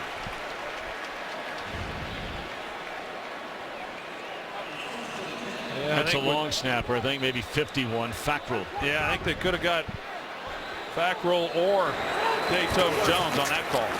That gives them a 1st down. It would have been a 3rd and 5. So you don't make them earn it.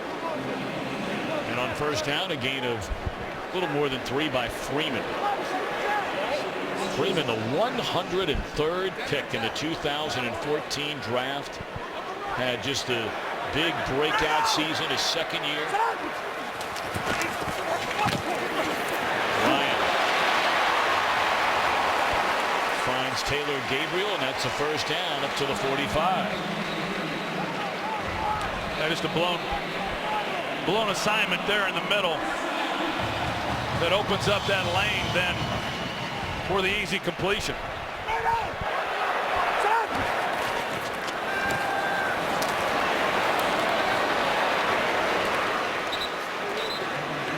Well, down the progression list, he found Sanu there. Short gain, but a gain nonetheless. Well, they're going into a hurry-up offense at the line. They got the Packers defensively reeling a little bit. And Matt Ryan, he's making the calls at the line of scrimmage.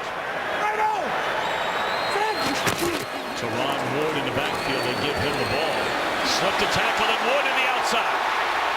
Inside the 35. And run down finally close to the 25-yard line for Teron Ward.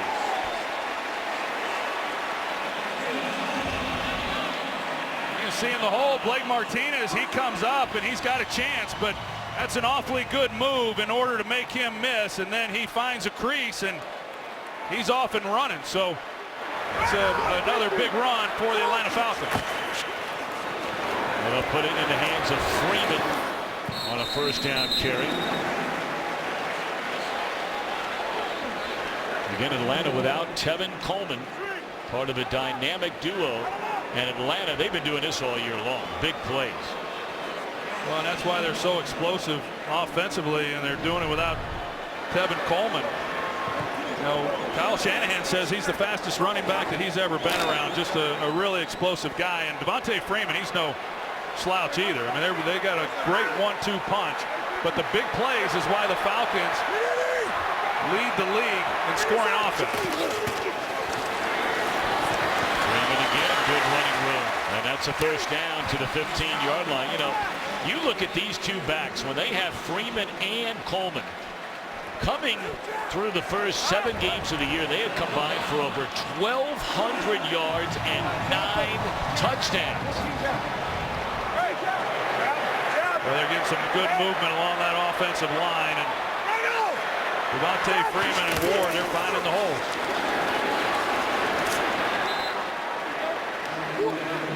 Freeman for a yard.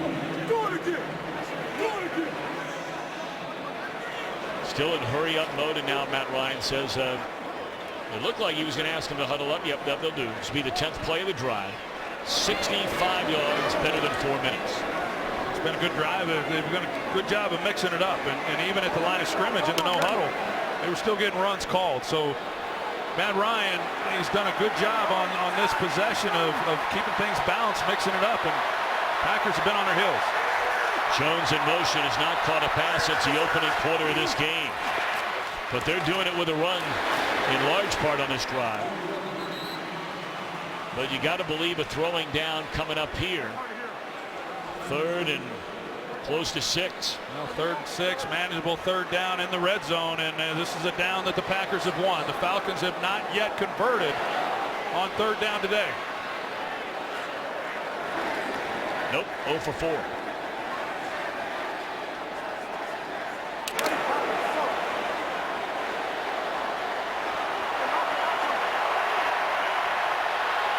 Again, that's Gunter locked up at the top of your screen with Julio Jones. Ryan lays it off to a wide open Ward and trying to run through a defender for a touchdown. He is denied. Boy, that is quite a collision down there with Kentrell Bryce. Yeah, but Bryce, I mean, he comes over, and the fact he's able to make a stop is really impressive right at the goal line. And they're worried about Gabriel in the end zone, and because they're playing soft on the outside, it allows them then to get the ball to Ward underneath. But how about that stop at the goal line? If you freeze that about 3 yards before that collision, you think that's going to go to the runner, and yep, that's a good stop. It's Kentrell Bryce.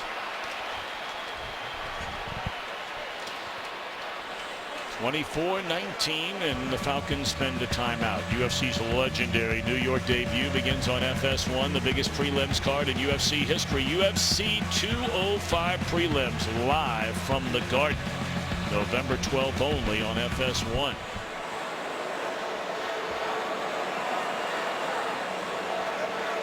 That previous play with Taylor Gabriel, that he's running into the corner of the end zone, and they play soft. So that's then. Did you see Dimitri Goodson, who was underneath that throw, and it looked like when Ryan came underneath to Ward that it would go for the touchdown, but that's an excellent job by Kentrell Bryce. We'll see now. With 1st and goal, I would imagine they're going to hand the ball off and see if they can't get some movement along that offensive line. Well, they have an extra offensive lineman, Tom Compton. And out of the I formation, the fullback, Patrick DeMarco, leads away. And they can't get in. 2nd and goal. Looked like Ryan, the first one there.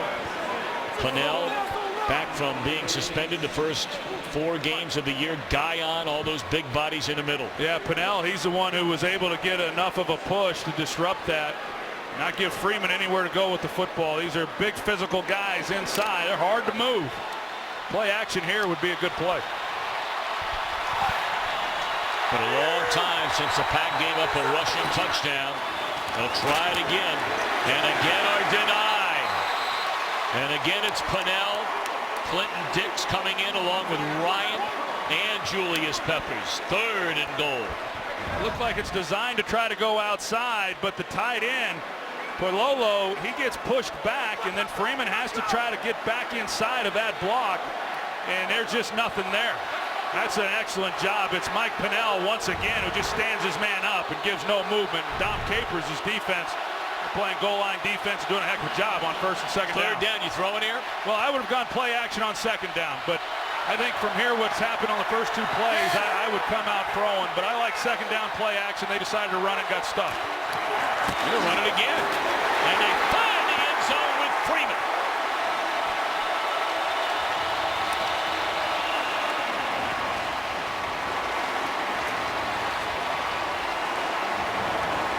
Normally that's where they give it to Coleman. He's the touchdown leader with 5 of them.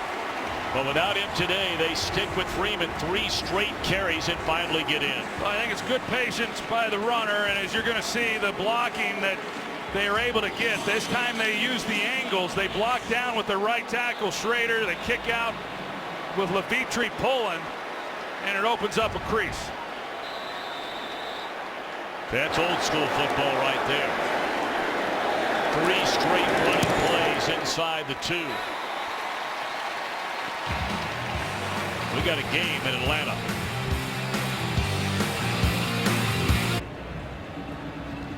What a drive, what a drive, what a drive. 14 plays, 80 yards. Chewing up 7 minutes and 31 seconds. Now Freeman gets the credit for the touchdown. Ward had a lot to say to get him down there.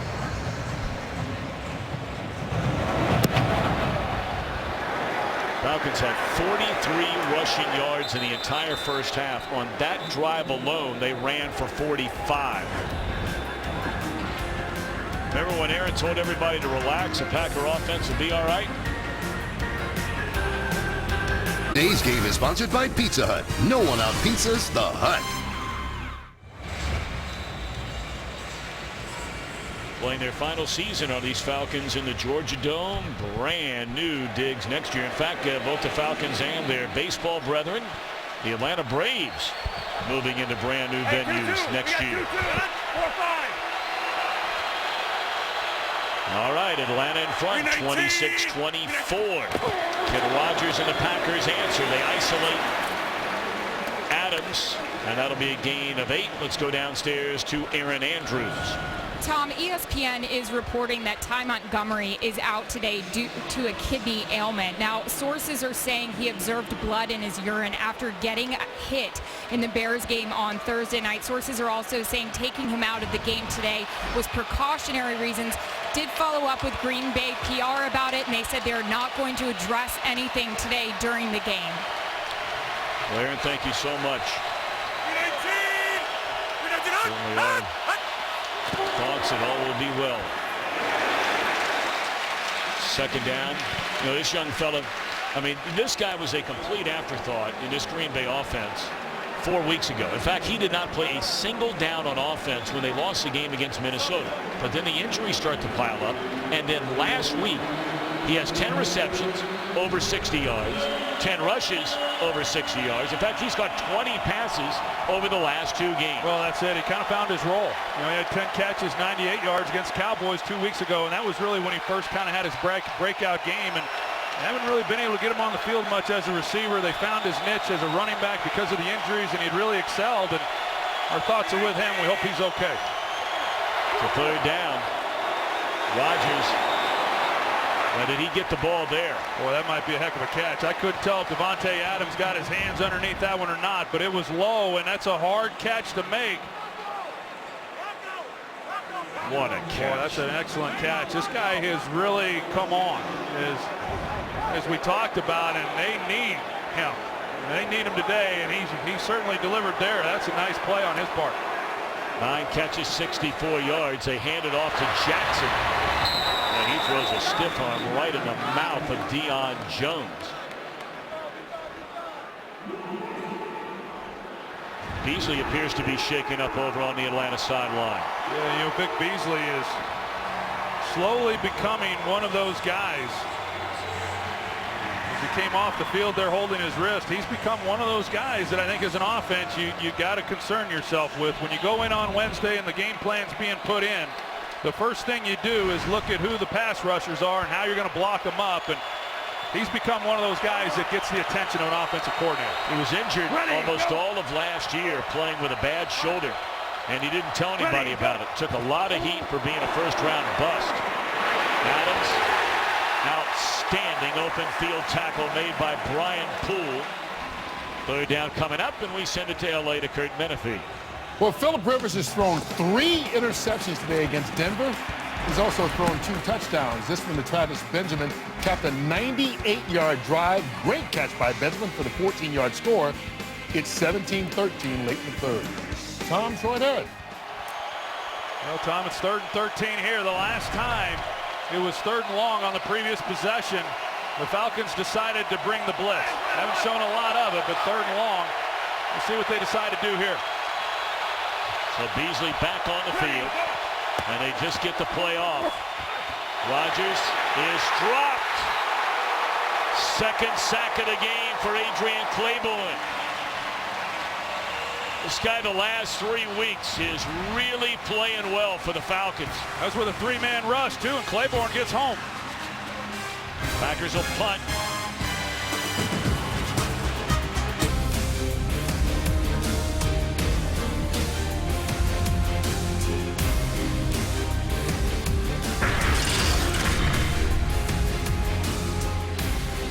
America's Game of the Week on Fox. And Rodgers and the Green Bay Packers go through the 3rd quarter without a point after looking so impressive over the first half, despite the fact that they have so many parts of their offense missing with injuries here today. Atlanta's defense has really stepped up these last 2 series. Williams from the 15.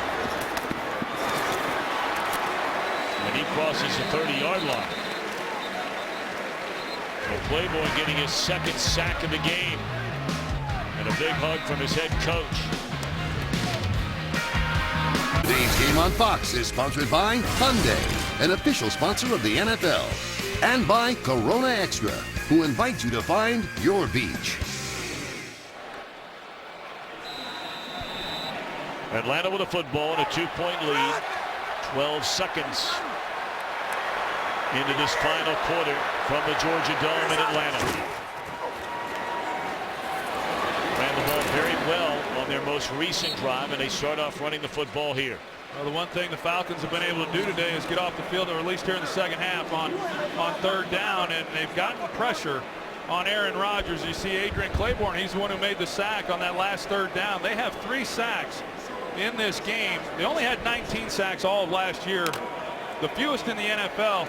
This year, counting the 3 today, they have 18, so have almost matched last year's sack total. And they've been able to get some pressure in this half and get off the field on 3rd down. You know, 14 of those 18 have come in their last 3.5 games, and now the Packers acting with a sack of their own. The guy you brought up earlier, Troy, that you've liked his game for a number of years, and that's big Mike Daniels. Well, he's a beast. I mean, he plays on the opposite side of the line of scrimmage most of the time. Pretty good coverage around the board, but inside, Andy Levitre, he gets pushed right back into Matt Ryan, and it's because of Mike Daniels. And you watch the tape on this guy, and he's an animal. And I know Dom Capers says he's the Tasmanian devil in there. He's not a real tall guy, but he's got some real power, and he just launches people inside. He's good in pass rush, and he's good against the run. He makes a big play. Pro Bowl alternate a year ago for the first time was Daniels out of the University of Iowa. Third down and long. And down goes Ryan again, this time in the arms of the great Julius Peppers, still going strong at 36 years young. Well, Julius Peppers inside, and you're going to see the job that he does as he comes off of the block. He sees Matt Ryan, he's on outside, and then as soon as Ryan tries to step up, he comes off of it, makes a veteran play, and they try to minimize his snaps, a little bit like what Atlanta does with Dwight Freeney. He makes a big play to force the punt. You know, as he's gotten older, we don't call his name as frequently as we used to, but when you look back on the career of Julius Peppers, he is truly one of the game's all-time greats. Davis already has a big return today. Flag down as he slammed down. And we wait on the penalty.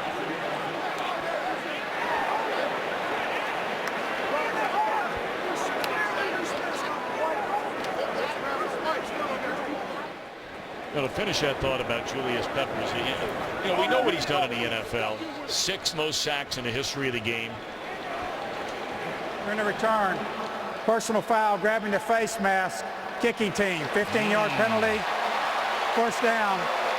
Timeout. So a timeout, that's a big penalty on the Falcons. They tack on 15 to the return, and there's one they didn't pick up. Before we went to break, Walt Anderson said the penalty was on Atlanta. It's on Kentrell Bryce in Green Bay.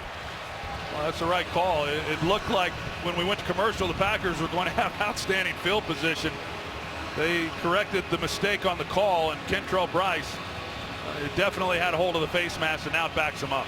So instead of having the ball on the 42-yard line, which is where it would have been if you tacked on the penalty following the return, the stride will start at the Green Bay 14-yard line. Now the fourth quarter of the last 2 weeks, the Falcons had leads in Seattle, had a lead here at home last week against San Diego, and let them get away. Both turned out to be losses. Yeah, that's when you got to be good. I mean, this game, a 2-point game. It's anybody's game right now, and it's who's going to make the plays and who's not going to make the big mistakes. Into the hands of Adams. And that is an outstanding job by Brian Poole. You know, Poole was brought in as a college free agent. Some may forget Dan Quinn. He was in Seattle.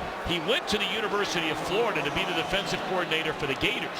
He recruited both Brian Poole and his starter at safety, Keanu Neal. Well, when you're an undrafted guy, a lot of times when you're trying to make the team, you look for the easy matchups in training camp, and he jumped out in the coaches' minds because he was the one who offered to go against Julio Jones. He wanted to play against the best. They liked his tenacity. He made the team, and now he's basically a starter as their nickel corner. Ready, go. Second down. Rodgers being chased by Babineau, and he will outrun the Atlanta defense and slides his way for a first down. Well, that just drives a defensive coach crazy. It drives these defensive players crazy that there's good coverage around the horn, but when you've got the athletic ability of Aaron Rodgers and you know, man coverage, once again, he sees that, he knows when he has it. All right, you got him covered up, and now you got to account for him. And he's had a couple nice runs in this game, picking up first downs. See 45 yards rushing for Rodgers. He just looks like he's gotten some of his swagger back in this game. When you watch him, you can tell it in his face. Ready, go, go. Well, there is very little doubt who they want to put the ball into the hands of here down the stretch, and that is really their lone man standing. And you could say Nelson, but he's not all the way back from the injury. It's Davante Adams. Yeah, and they've moved him around a little bit too, and he's absorbed it. You know, to be able, as you look at the numbers that he has, last week 132 yards receiving, today 12 catches. He's been a real focal point, and when you can move a guy around like him and put him in the backfield and have him do things, it talks about, you know, that him being a smart player and he can take on a lot of different roles. Ready, go. 10:30 to go here in the fourth quarter. And Rodgers just weaving in and out of traffic.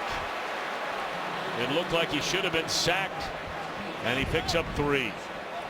We'll take a look at kind of what Aaron Rodgers is seeing in some of the coverage down the field. They've got a free guy in the middle, and he's the one who's got his eyes locked as they're in man coverage. He's free, and he's watching Rodgers. Now Rodgers makes a miss right there, and he's able to get a few more yards. But after he's scrambled and picked up some yardage, when they went to the man there, they're going to try to keep him in the pocket, but he still picks up a pretty good game. Ready, go. Ready, go. Second down and 8. Lofton and caught by Geronimo Allison. There is a penalty flag about 5 yards beyond the line of scrimmage. That generally is going against the defense. It's a good throw by Rodgers on that play. Illegal hands to the face, number 34, defense. Penalty is declined. Result of the play is completed pass. First down. This was called on Josh Norman 5 times today against A.J. Green. Hands to the face right off the line of scrimmage. Well, here's the end of that with a well-thrown ball right on the boundary, and Geronimo Allison is able to tap dance his feet inbounds and get the completion.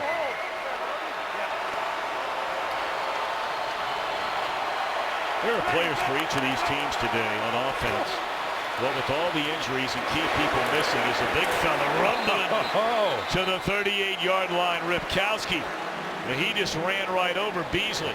Well, he got a little help from his right guard, T.J. Lang, who is having a heck of a season this year at right guard. And Ripkowski, he's a load, and then you add, what, 320 pounds with it.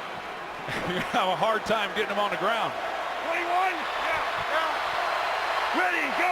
Money, money. Ready, go. They'll give it to the big man again. And he's spun down 2 yards short of a first down. So you look at all the inactives for Green Bay, and especially on the offensive side of the football for a minute. Cobb, Montgomery, Starks. We know Lacey's not here at all. So you have guys today like Geronimo Allison, just signed to the active roster, has a touchdown. Trevor Davis, a rookie, his first career catch, his first career touchdown. Ripkowski out of the backfield and the job he's done. And the same thing on Atlanta's side. Teron Ward, Austin Hooper. It's been an interesting day for guys we've not heard much from. It's a big third down.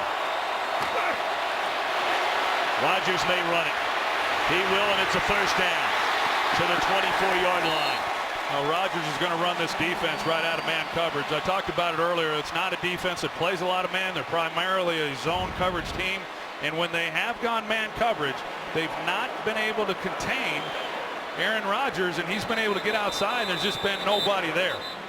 You know, I talked about it earlier that sometimes the best days come when you least expect it. Number 12's having a heck of a day. T.J. Lang hurt for the Packers. They'll look at him, and we'll be back. Today's game on Fox is sponsored by Lowe's. T.J. Lang has been bothered with a hip injury this entire year. It's the second week in a row he's had to leave a game. Aaron Rodgers, 60 yards rushing, a career high. Rodgers came in with a total of 96 rushing yards for this entire year. Well, Ripkowski's been able to have some success when he's ran the ball. He hadn't run it a lot, but the Falcons defensively, they've tightened up on some of these runs from Don Jackson, but yet they've not been able to control Aaron Rodgers. And Don Barclay there comes in for T.J. Lang at right guard. Ready, go. Ready, go. To the corner. And tipped away at the last second by C.J. Goodwin. Good play by C.J. Goodwin. Initially, it looked like Rodgers was going to be able to drive this ball in the hole to Devontae Adams, and he's able to undercut it and get his hand just enough on that ball and knock it away. That's a good play on his part.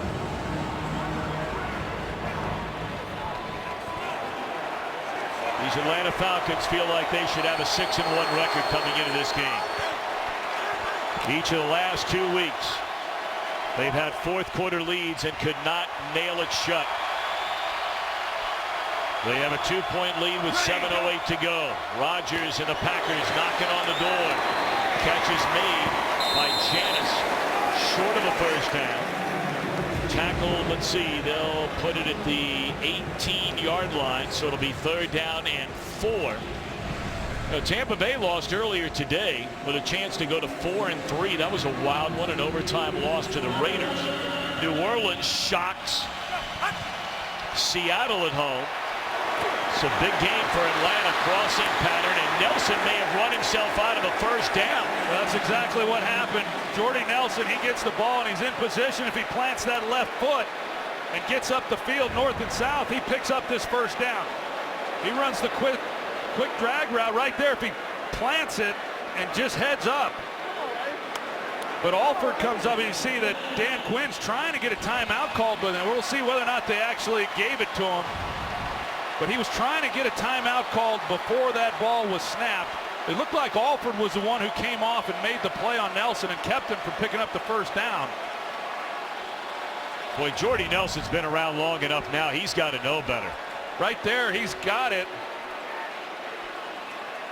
And then he gives it up as he tries to get out and around Alford, and Alford makes a good open field tackle. Green Bay is challenging the ruling on the field that the receiver was short of the line of game. I thought maybe the officials were huddling to talk about whether or not the timeout was called, but it's either going to be a first down or 4th and short.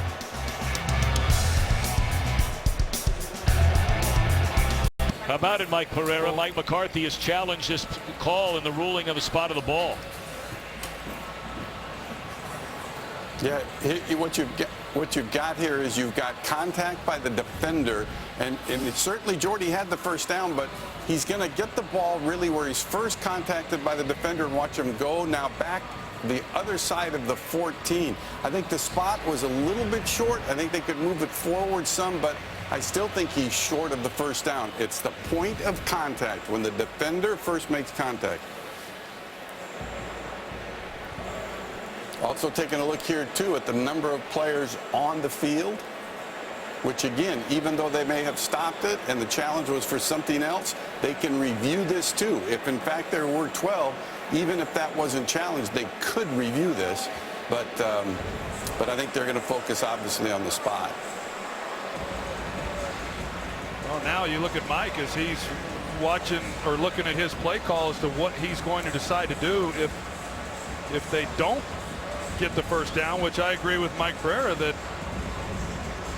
him right down here, that might have been the guy they caught as the 12th man. As we know, Aaron Rodgers is as good as anybody, best in the league at getting defenses caught with 12 men. But as he looks at that call sheet, it's like he's thinking about going for it. If it's 4th and short, I don't know. I think you have to take the field goal and take the lead at this point in the game. Well, there's a lot going on here, and you can understand why it's taken a while, because if that 12th man, who almost looked like he broke into shutdown mode getting to the sideline, that's Brooks Reed. He's not hustling off. If he has 1 foot in the field of play before he hits that sideline, that's a 12th man, because, Troy, you counted the other 11.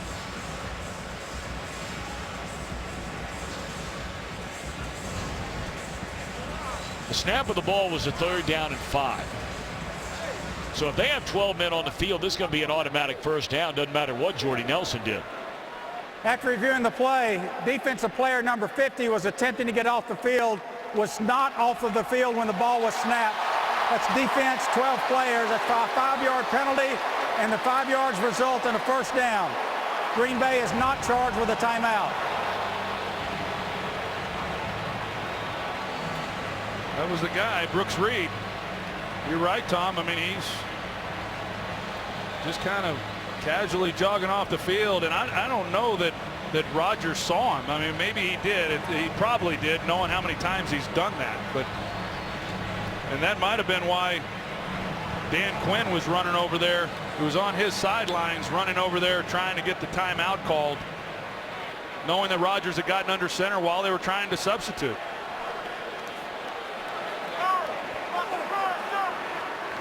A couple of players there, though, on each side. They just got to know better. For Jordy Nelson, you got to know where the first down marker is. And for Brooks Reed, you got to know you're up against Aaron Rodgers and you got to get off the field.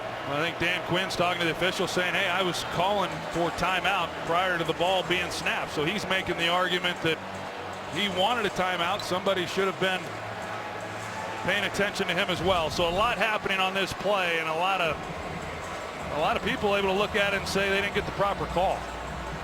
There he is right down here, Dan Quinn. Prior to the ball being snapped, was trying to get the call, trying to get the clock stopped. Yeah, but you know what? A lot like Brooks Reed, he was walking and not sprinting. And how about that shot we had of Aaron Rodgers there, looking at the sideline and watching Brooks Reed go off the field to get that ball snapped. You see it really about every game we call. The defense tries to substitute, and Rodgers catches him with 12 men. Ready, go. All right, so an automatic first down after the penalty. Ripkowski plows his way down to the 7-yard line, maybe inside the 7. Maybe they found themselves a new runner. He's run the ball well when he's gotten his opportunities, and he's been moving the pile.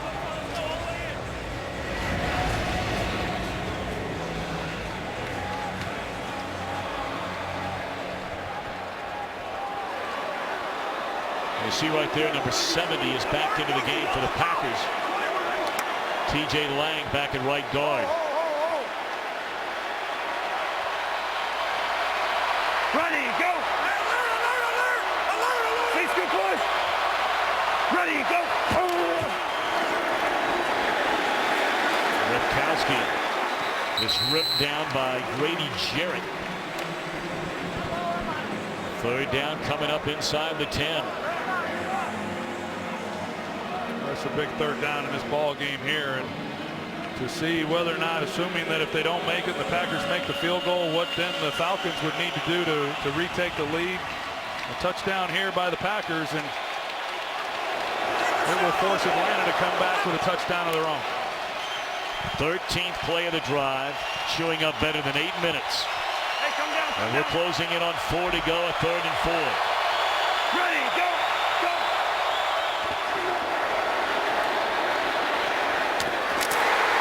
Flag down, a touchdown catch in the back of the end zone by Janis.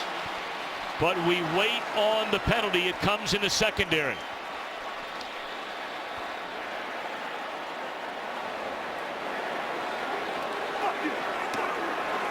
Sure where the flag is. We'll see how they do it, but I'll tell you, that was one heck of a throw by Aaron Rodgers in the back of the end zone, moving to his left. I thought he was going to try to hit a crosser route underneath. Holding number 37 defense. That penalty is declined. The result of the play is a touchdown. Packers are going to go for 2 here. Jordy Nelson is going to be on the back line, and you're going to see as Rodgers slides to his left and then having to lead him with a receiver running away. And he throws another dart. Jordy just beats his man to, or excuse me, Janis meets his man to the middle.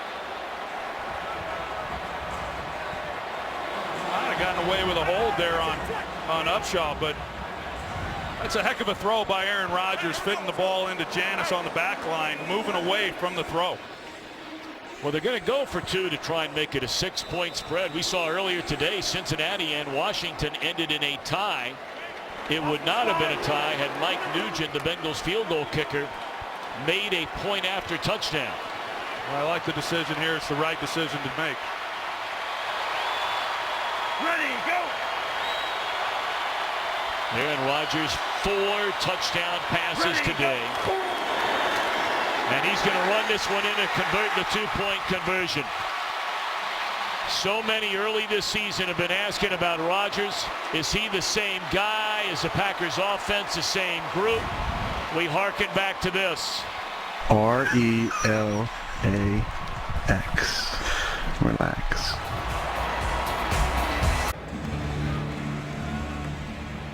Well, Aaron Andrews pointed out at halftime, and we've seen the Packers 3 times already this year. There hadn't been a whole lot of smiling going on in regards to their offense.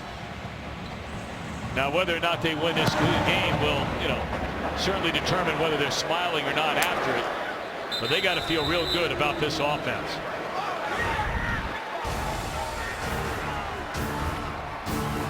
Beasley took the bite on Ripkowski. Rodgers runs it in, celebrating the 6-point lead. Small screen, stadium-sized content. Watch live local Sunday games on your smartphone with NFL Mobile. Matt Ryan, 24 come from behind wins in his outstanding career. He has 32 game-winning drives in the fourth quarter or overtime, including the postseason in his career. Does he have another one in his pocket today? First down, that's Mohamed Sanu, and that's a gain of 8.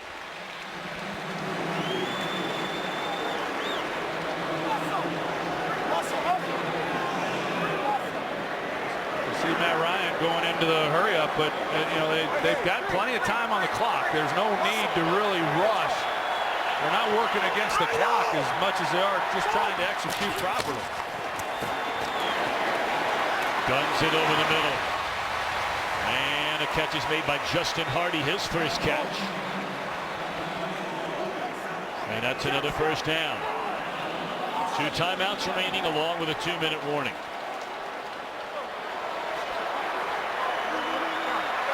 Julio Jones still without a reception since the first quarter of this game. He clearly has been playing injured.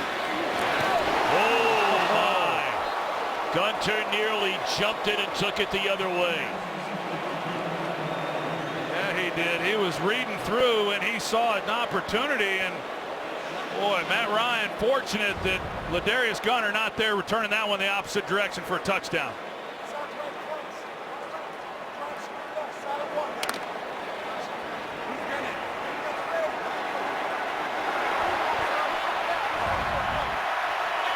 Second down and 10.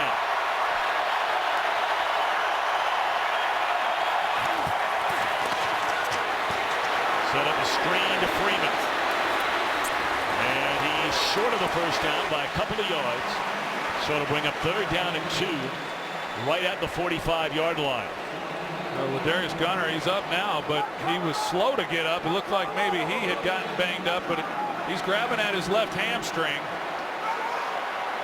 He's got help over the top by his safety. Sanu with a first down. He beat high to the 33-yard line. 2:31 to go. And they're staying in hurry-up mode. They had so much success on it their last drive, 2 drives ago, when they went down the field. We have an injured player. That is Gunter, who you just pointed out, Troy, a moment ago. They're looking at him. This already beat up Green Bay secondary. Here's Brooks Reed as he's coming off the field, and that's the guy they got as the 12th man that helped keep this drive alive. We don't know what they would have ruled on the 4th or on the 3rd down play, whether or not it was a first down for Jordy Nelson. Here's the touchdown to Jeff Janis on the back of the end zone. Just an outstanding throw by Aaron Rodgers. The 2-point conversion. Vic Beasley bites because they've been handing the ball to Ripkowski. Aaron Rodgers keeps it. Nobody accounts for him. Easy 2-point conversion. A lot of times as an offense, you go into a game and you know what your 2-point play is going to be. I don't think that was what they had planned coming into this game. I think it was based off of what they had been showing Atlanta with Ripkowski in the backfield, seeing that Beasley and no one's accounting for the quarterback, and they pick up the 2 points. It's a great point. All right, 2:31 to go. Falcons down 6. And this is Mohamed Sanu. We don't know how injured Julio Jones is. The first minute or 2 of the second quarter, he caught a pass, his 3rd reception of the day. He's not caught a pass since the first half. And we have reached a 2-minute warning. Can the Falcons win one in the fourth? Today's game is sponsored by Verizon. Join the Better Network because better matters.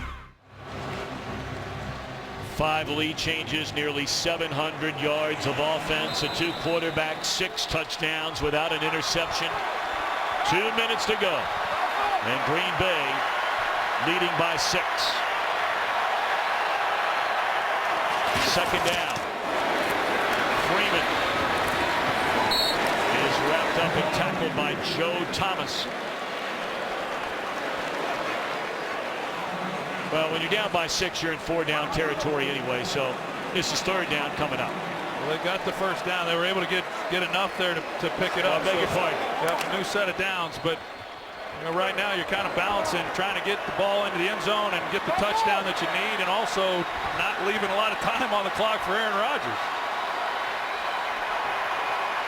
Clock running, 1:25, first down, and in and out of the hands of Julio Jones. And for the 3rd straight week, late in the game, Jones is looking for a flag. This looked like a good throw. It was tight coverage.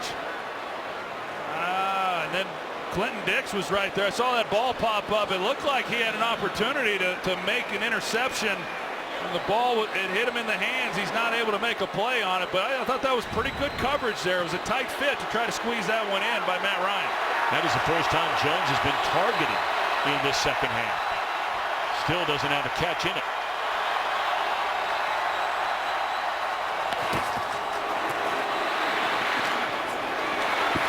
Mohamed Sanu has been the go-to guy on this drive, and he is run out of bounds at the 14-yard line. 3rd and 1 coming up. Yeah, Matt Ryan, he hasn't thrown too many incompletions in this ball game, and as we've shown, they've not been able to get the ball to Julio Jones. Packers have done a good job with him, but Sanu has, you're right, been the go-to guy for Matt Ryan. Sanu 8 receptions, 73 yards. 3rd and 1. The Falcons have 2 timeouts left.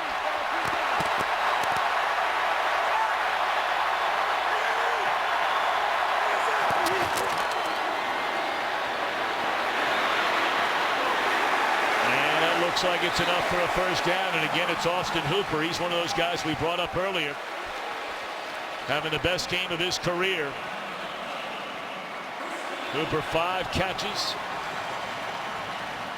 They almost made that one a little tougher than it needed to be. Matt Ryan thought he was going to stay on the run. Hooper started to pull up, and they were still able to get the completion in the first down.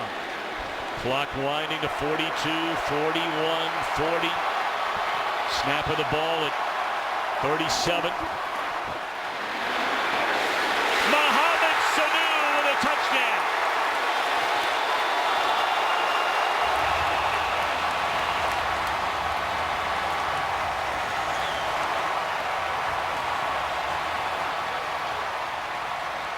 Well, he ran second fiddle to A.J. Green with the Bengals. He runs second fiddle to Julio Jones in Atlanta, but he was the man on this drive. Well, Sanu, he comes at Jake Ryan, and he's been running those crossing routes, those shallow routes, and Jake Ryan kind of bodies him up like he's going to try to run a drag, and then he takes up the middle of the field, and Jake Ryan gets caught on his heels and makes for an easy throw then for Matt Ryan and the touchdown. It's a huge extra point now for Matt Bryant. He's missed 4 in his career, but none since they moved it back. And it is good.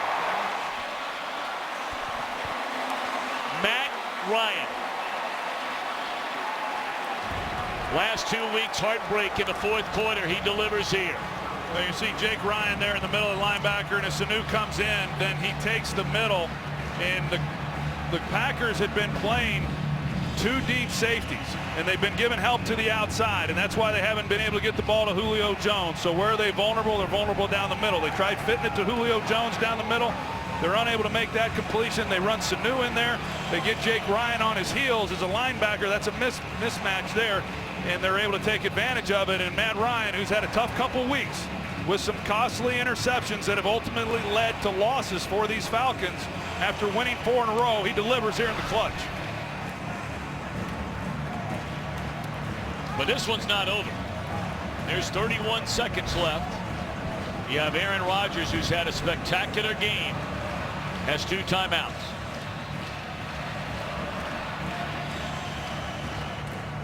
Talked about it, Mohamed Sanu, who I really liked when we had an opportunity to cover the Cincinnati Bengals, and I thought he was a great compliment as the inside guy to A.J. Green there. I think he's an outstanding compliment to Julio Jones for this Falcons offense, and he had himself a day here in this one.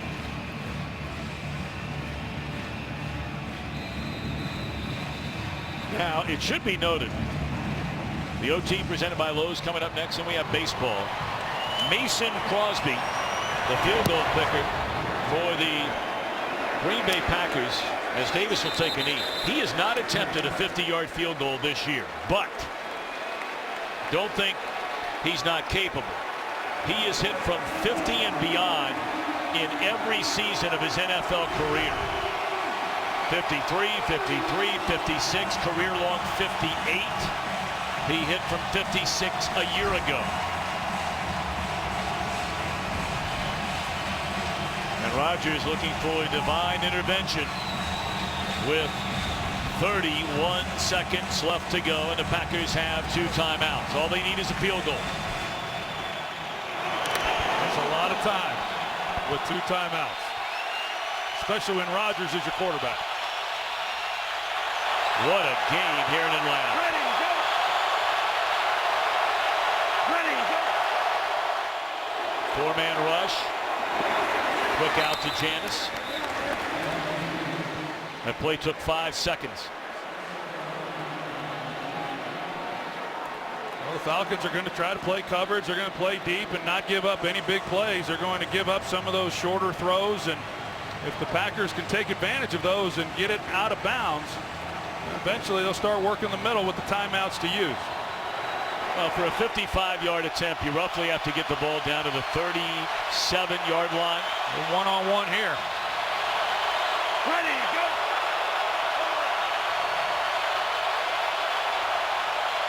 Ready, go. There's some kind of hand signal to somebody there by Rodgers.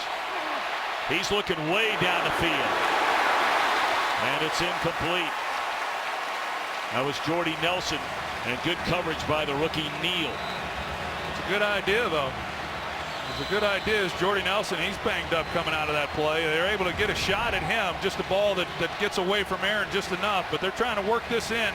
They had one-on-one to the left. They worked Jordy Nelson in behind that. He's got position for a play. Ball just goes high. Well, Nelson got off the field wisely, because if they have to tend to him, they would have charged Green Bay with a timeout.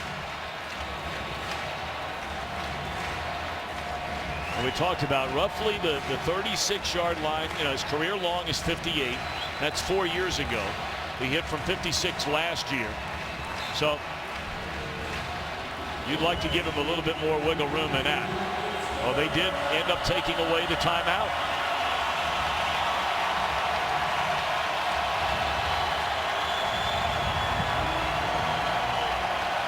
So the Packers in 20 seconds need to roughly go 30 yards. Well, the one guy that can run is Trevor Davis. And he's down here at the bottom of the screen. And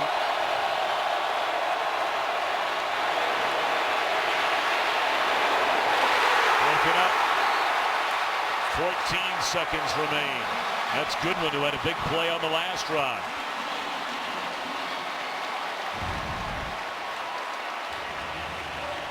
looked initially like Rodgers was going to try to get his feet in the ground, and they had a chance to end that game with a play, but it looked like they were going to try to take a shot down the field, but Rodgers just unable to get his feet set. Well, that game over if he makes that play. Fourth down. And 3 to go. One timeout left. Down by 1. Throws, and that's it.